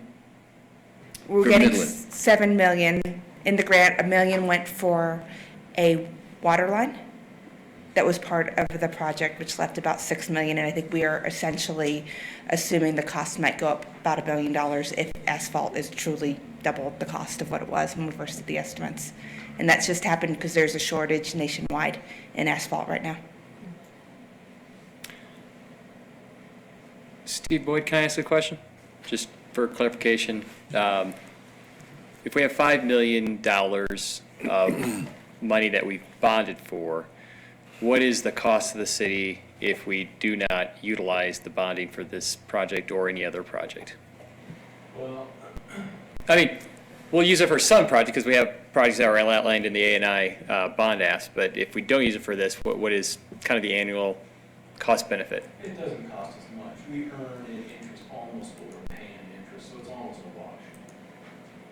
So if a project came up that, whether it be this or another project that was utilized in 2 or 3 years that we'd want to spend the money for, it's not like we're getting killed a couple $100,000 a year on interest waiting for that project. No, it costs us a little bit, but, we're not getting killed on it. Okay. Thank you. Paul? Question. I just want to understand, because we were recently talking about 7th Street, and we had a FMLD grant, and so we had a requirement to do something on 7th Street.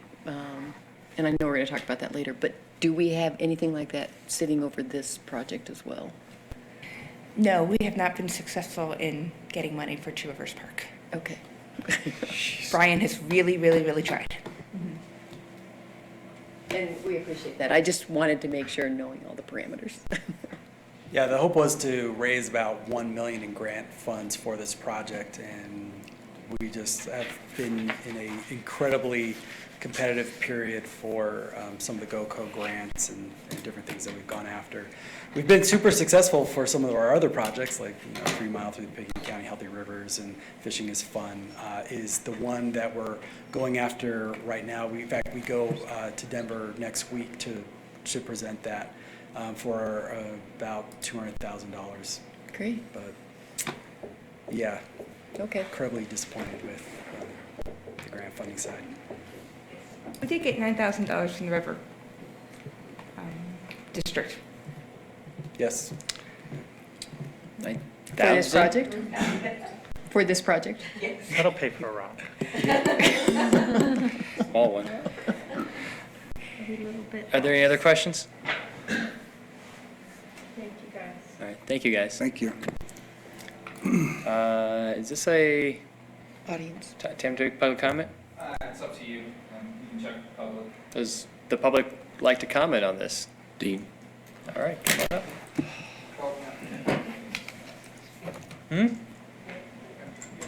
Yes, hi.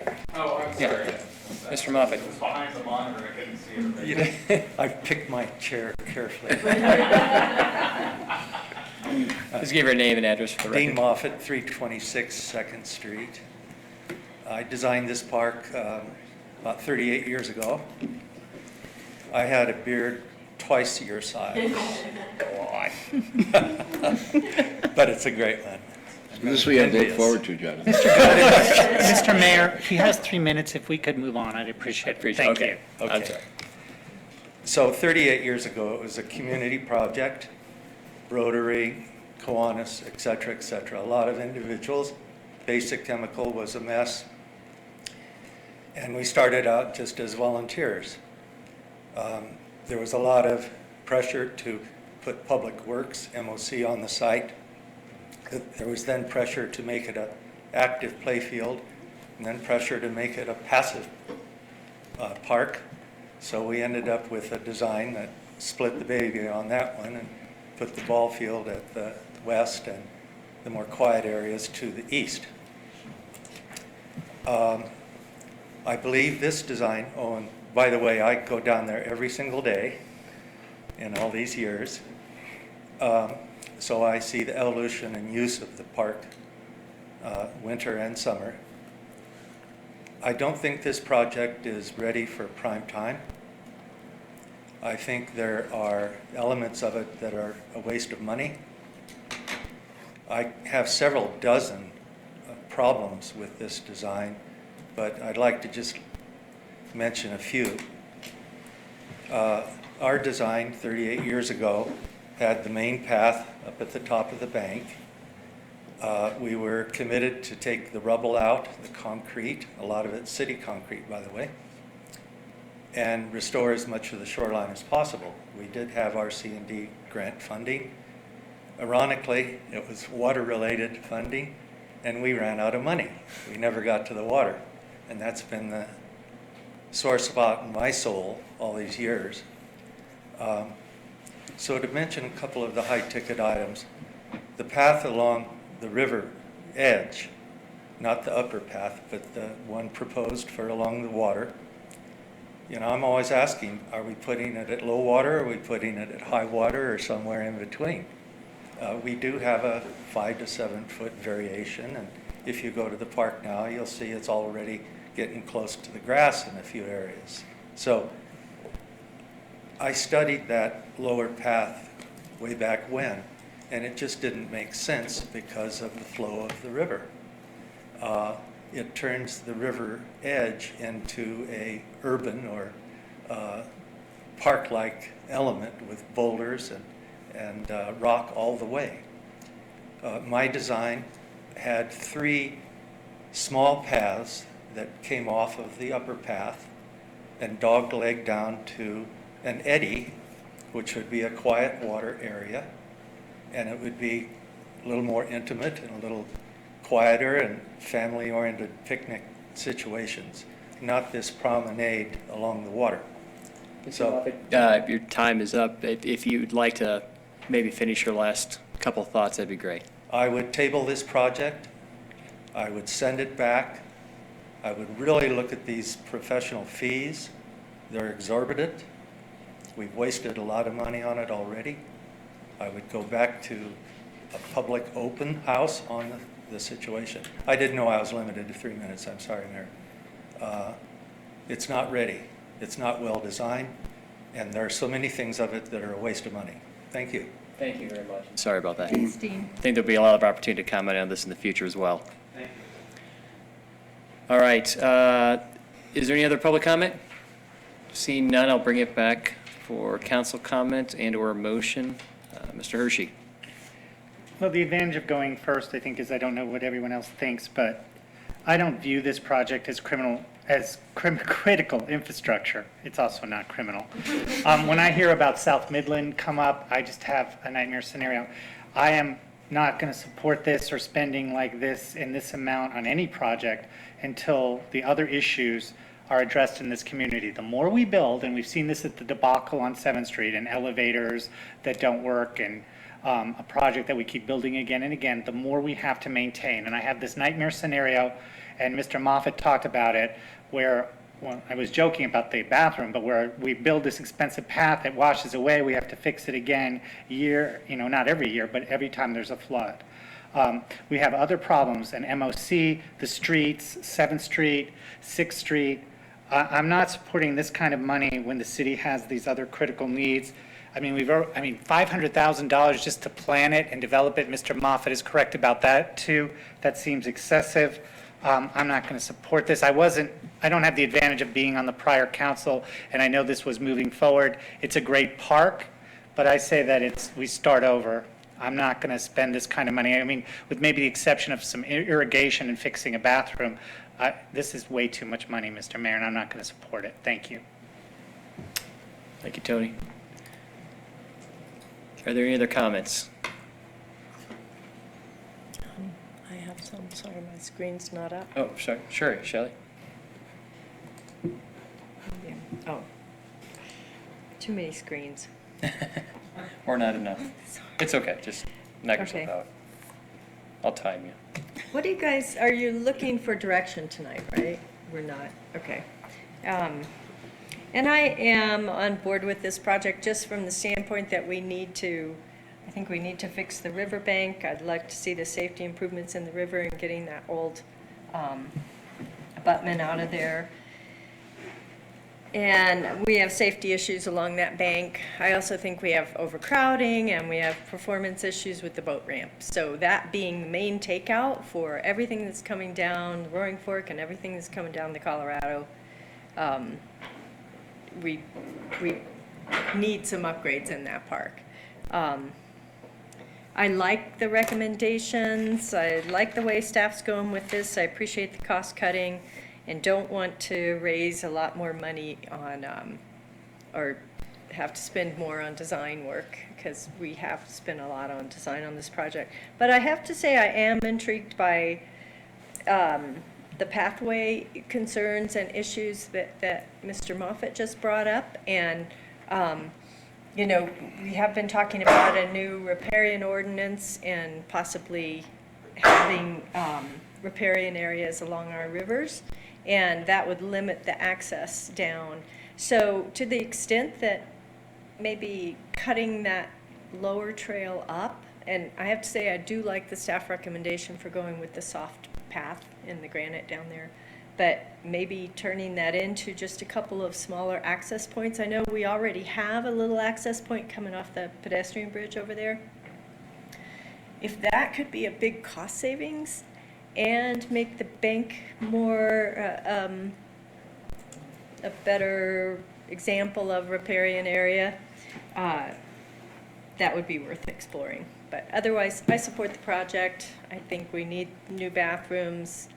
We need the boat ramp upgrades, and I will support this project going forward. I would like to see us get the cost down to, I don't know, 2.5 to 3 million, but that's it for me. Thanks. Paula? I have a tough time with this one because we just went through an election campaign, and the message was we have no money to fix these streets, and now we're looking at spending a lot of money right here for this park, which is why I asked, what are we required to do? I do see the need for the boat ramp, and the reason I see the need for the boat ramp is because it's an economic factor for us, but I would like to cut out as much of other things as possible. Especially if you're looking at possibly a riparian change to the code, addition to the code. I feel like we're moving quickly, and I know you guys have done a lot of work. I totally understand that, but I feel like we're moving to get this big project done, and at this point in time, if our budget is really that hard to find money to take care of streets, this isn't the time to pour $5 million into a park, $500,000 into design. So I'd like to cut it back even more. I don't mind supporting it to some extent, but not even more. I'd like to cut it even more than what the staff recommends. Charlotte? Thanks, Paul. Yeah, problem is, you know, Tony suggests maybe starting over. I think we start over, we just added engineering cost. I don't know what that exactly means, and that's one comment. The second comment is, having worked on the A&I tax, the confluence was a real high portion of what the citizens wanted when they voted for that tax. And I know that there's flexibility in it, and it's the view of some people, but I don't believe the A&I tax was ever intended to fix the street problem that has been created over the last 30 years or so. And I won't support using A&I money for fixing regular city streets. I'd have to be really hard-pressed to do that. That said, I'm a little concerned about the shoreline path. I thought Dean's comments were well taken. And I don't know what that would do if we eliminated that path, what that would eliminate from the cost. Does that get it down to the 2 million or so range we're talking about? And if so, I would probably support eliminating that path right now. We could, if we could still do the shoreline improvement, because I think we need to do the shoreline improvement. It looks god awful in there, and I think it isn't what we're trying to do, the confluence. And maybe the incidental cost of putting the path in, if you're going to do the shoreline anyway, is insignificant. I just don't know, but generally support the project. Can I clarify that I did not say start over? I said do nothing. I didn't say that, Mr. But I Willman. apologize. And Mr. Willman, as you well know, that's not what the ballot language said. It included some projects, but it was not an exclusive list. Is there any other council comments? Okay, I guess I'll make my comment. Mr. Mayor, may I just please ask Terry Parch a question, because I think it might be pertinent. do we have to, if we decide to take out the bottom path, do we have to redesign anything? And then what would that do to our schedule? We would have some redesign, but I think we're kind of close to, I mean, I think actually taking out the path and creating more of a natural riparian area, I would suggest that we do it. You know, Brian had a picture of, you know, some of those rock boulder walls that had the planting pockets in it. And I think we could clean up the bank, you know, take out the rebar and the concrete and the old car body and stack those boulder walls in there with the planting pockets. And it would still, while we might not have the gravel fines and the nice path there, we would still have access. People could step down the stones, and I think it would, I think that could solve both issues. And I'm pretty sure that it wouldn't be that much of a major redesign. We would just, you know, essentially build kind of these natural planting areas with the boulder walls along that area to try and clean up that bank. I'd be interested in that and seeing cost, because I think it's a good point on that the maintenance costs could be kind of high on that trail area, so. What about the timing issue? You didn't answer that question. Sorry. Never asked. Sorry, timing? Well, it's, I know council wanted us on a very specific schedule to put it out to bid. And I know we've already slipped a little bit just because it took longer, because these things take longer. Does that put us back? And I think that's okay, but I just think we should know. You know, I think that, you know, the path actually kind of creates some complexity. If you're building, essentially we're kind of building a rock planter, a rock wall, and we have a break in the middle, and we're building a little bit more.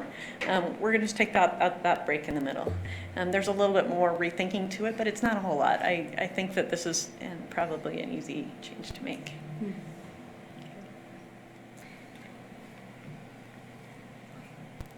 Rick, we have not heard from you. You're going to right now. That's awesome. I was hoping. For better or worse, yeah. Well, you know, I'm kind of torn here a little bit.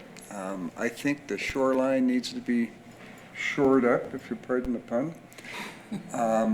I also feel that the Taj Mahal sort of aspects to the project really need some fine tuning, and just in terms of looking at what can be dispensed with. And I also know that there are a lot of people watching us right now and watching us spend money in places that don't include streets.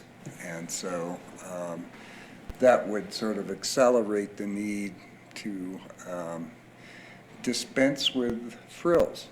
And I think that, you know, that would keep faith with the public. I think it's maybe would be sort of a hard sell to anybody who, you know, voted against the street tax. They'll use that as evidence to say that the council's being, you know, irresponsible again. And here we go again. So I think it's a communication solution maybe, and I don't know that it's a solution, but, you know, we should probably make that effort. So I'm going to vote to go ahead and restore the shoreline and, you know, to make as many amenities as possible for as cheap as possible. And if that means dog-legging path down to the river for the quiet riparian areas, and that can be done, you know, without, you know, another huge design contract. I mean, I know, you know, 5 guys with wheelbarrows and picks that would be glad to go down there and carve that out. And, you know, we might want to investigate, again, kind of what Dean mentioned, sort of re-invite the service clubs to make maybe a project out of that. And I know that runs the risk sometimes of not coming up to engineering standards, and, you know, there's liability issues with picks flying and wheelbarrows moving, but you know, it seems to me like we've had this on the books before I ever arrived on council, and so we sort of inherited it. Year 5. Yeah, well, you know, you inherit quite a few things when you sit up here, but I just think that if we really look very hard at the costs here, and I think we've been fairly diligent doing that. We kind of got sidetracked by the idea of an amphitheater and redoing, you know, the whole park. And I'm glad to see staff's recommending that we don't do that at this time. And so I would try to strike a balance here. Yeah, I'm going to vote for improving the shoreline, and I'm just going to ask staff to use their best judgment about cutting back costs that seem to be more on the Taj Mahal side than they do the practical side. Thank you, Rick. I'll make a motion if you want. Can I make my comments real quick? Oh, no, I was going to make a motion. You want to do that, or did you have a comment first? I'd like to make my comment first. One, and then I'd love for you to make a motion.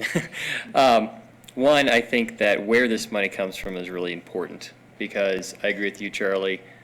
No matter how close to the confluence this is not the confluence. And anytime we use bonding authority, sorry for the new people on council, this is a drum I've been beating over and over and over again for 2 years.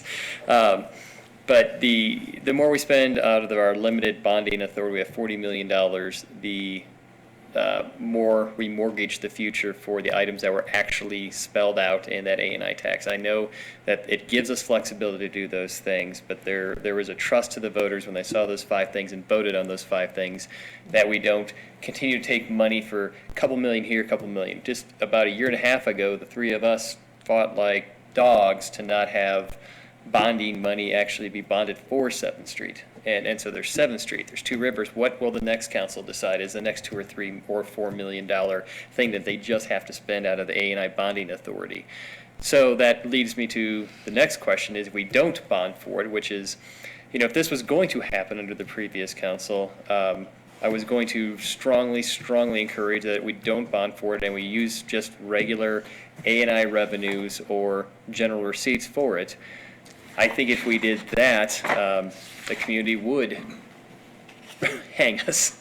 I think there actually be more of an appetite to use A&I versus just our money that we could use for other higher priorities. All that being said, is that boat ramp looks amazing. I mean, what you guys did to that, it really addressed literally every comment that we had. I mean, thank you to you and the Parks and Rec Commission, the River Commission, Brian, for doing that. I'm probably differ. I think that boat ramp is about the only thing in the climate that we're in that I would consider supporting, because that is, we have, I don't know, Lisa's not here anymore, hundreds of thousands, if not millions of people that come to this community and use our rivers. Our whole marketing is based around water. Having a 3-lane boat ramp and a walk-up path for stand-up paddle boards is not only amenity for Charlie and I and other people who have rafts, but a large part of our tourism-based economy. So if there was a part that I would say we should keep, and Rick, you've mentioned it before when we talked about 7th Street, let's set a budget and work up to that, see what we get for that. I think that's a valid conversation to have. We've been talking about, well, let's not do this or that. Let's potentially say, here's $1.5 million, or here's $1 million, and we can afford it, not by bonding for it, but out of our regular nuts and bolts, and then prioritize. What do we really want? I would side with economic factors over maybe a shoreline, but shoreline and the eddies are also part of the rafting experience. All that to be said, I would love to hear a motion to actually table this. I know we've talked a lot about that, and the reason is because the person who is probably the most passionate, invested, and has spent the most time contemplating and fighting for this, who would be here banging his hand on the table and such, is not here tonight. So I think it'd be doing a really big injustice if we took the vote right now to our fellow council person, Steve Davis. I don't think we have to go over this all again for an hour at a next meeting. He will be up to speed and can get up to speed. He'll probably watch this. He's probably watching it now. So I would love a motion to hear. I would love that if we could table this until such time that the full council could weigh in on this, because we do have a lot of historical work and new council priorities that are convicting in one. So comment, and then I'll make a motion. How's that? I'm done with my comments. All right. So my comment would be, just think of what John just said is, what if we got rid of the channel design, the channelizing and creating the island? What would that save us? And still do the rest of the shoreline work, the boat ramp and the irrigation, not the lower trail, the restroom I think we need, the lighting I think is important, you understand the concept of what so what would that cost us? So if we're going to table this, is it reasonable? And I know you don't know the exact numbers, but we have to have some idea if we pull out, if we don't dig that channel, and as I remember, that wasn't a big number. It's like 300-ish thousand. 300? Okay, it's more than I thought it was. Okay. So that's Anyway. kinda It's a lot the of money, direction Mr. I was Mayor. going to, though. So I will, I don't know if the council generally agrees that we do this, why don't we just agree we'll continue this discussion at the next meeting at this point with those additional costs and do it. I don't know if we need to formally table it. Was that in the form of a motion? Sure, whatever I said. But I want to vote on this motion to table. Okay, That's what we're voting, absolutely. because I don't support a motion to table. I think we can decide now. Mr. Davis doesn't want to be here. He doesn't have to be here. Is there a second to Charlie's motion to table it? I'll second it, just so we can take a vote on it. Okay. There's a motion to table, a second. Any discussion? Just call the question. Possible for me to make just one comment before we vote? Sure. And it's not about the vote, but it's about sort of like the long view here. We're talking about animating a strategic plan, and we're talking about priorities, we're talking about things going forward. This may be sort of a poster child item to be discussed as a strategy and not a goal for the plan.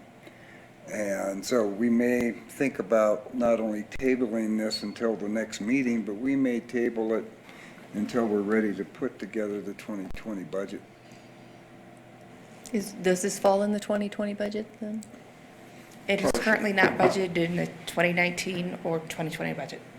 It's not in Say it again, Deborah. I It is currently not budgeted in either the 2019 or 2020 budget. So where are we, I should know this, where are we taking money from? What line item are we taking it from to do the design and? A&I. A&I. Okay. Can I make a comment or ask a question before we vote? I cannot support tabling it until our budgeting session, just because the point of pushing the design forward is we've already seen this project delayed a couple of years since we've been on council. We were hoping to get it out to bid by end of summer, early fall, so that we could actually start construction when you're allowed to get in the river in, is that January? We have So- specific water work windows, You know, from February through May. Yeah, even if we end up scaling the project back a little bit, I think there's some elements of it that are really important to move forward, so. So is your motion, can you clarify when you would want to table it to, For Charlie? the next meeting, and I agree with Tony, I wouldn't do it just because Steve isn't here, but I would like to get a better idea of if we take these things out, what are the costs? That'll give me a better idea what I want to support in the next meeting. And just so you guys know, the next meeting is going to be very, very packed, which is okay. And I don't think we have to repeat the whole Please no. presentation. No. Please no. You No, can just bring This back was this mostly for slide. the benefit of the new council, for them to kind of understand where we came Yeah. from, why we're doing it. Councilor Davis can watch the video, and he's Sounds familiar like with the project. So I think we need the next meeting would be, what are those costs? And then I'd be prepared to make a motion, and we'll see where it goes, so. And just to be fair, I mean, as Brian said, we had one bid on our last project, and I would say that it was probably not a representative bid. The project at that point really lacked a lot of detail, and so the one bid that we got, I felt was a bid that reflected a lot of risk. So using those prices, I would always use them with a grain of salt. We just flashed some of those boulders across the screen.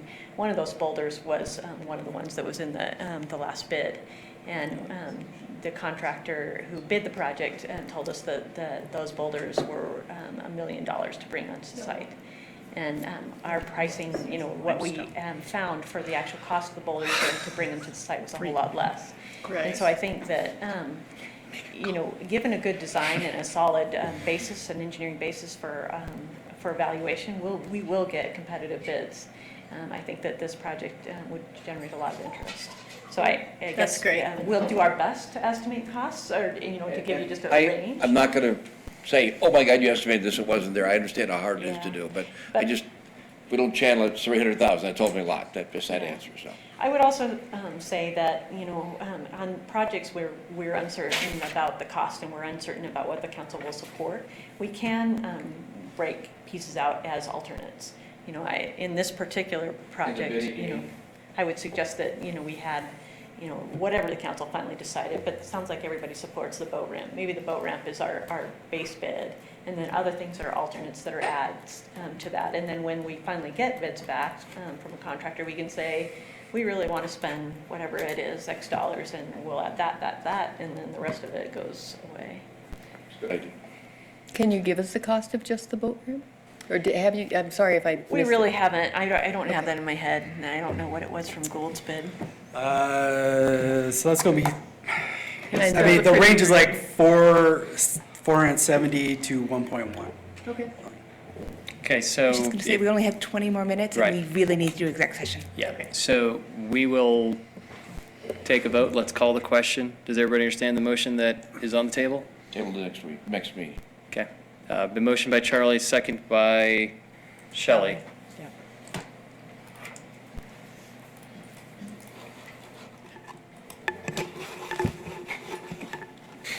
My mouse has decided to retreat to the corner of the church here. It's not working.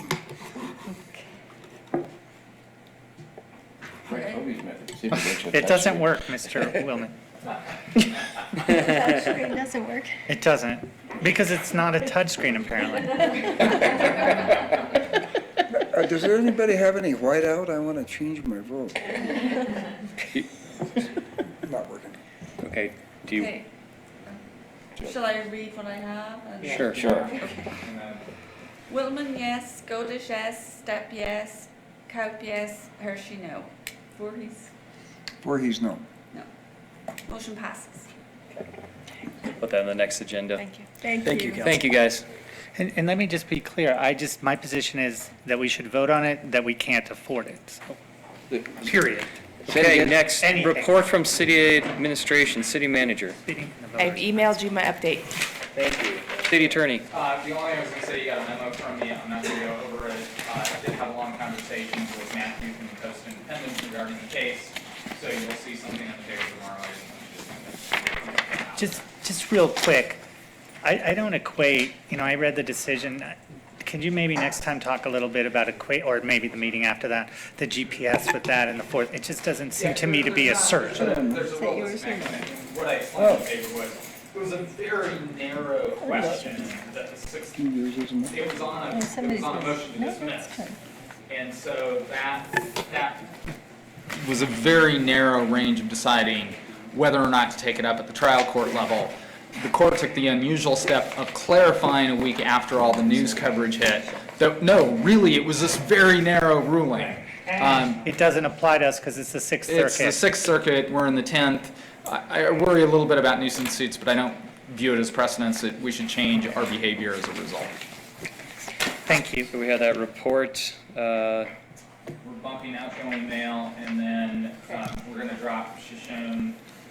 What's from bumping the exec outgoing session. mail? We just started This talking is going to about go it. next week, at the end. Oh. Outgoing, man. Garfield Industrial Development. We're doing that first. Okay. Okay. Shelley, want to read us in? Sure.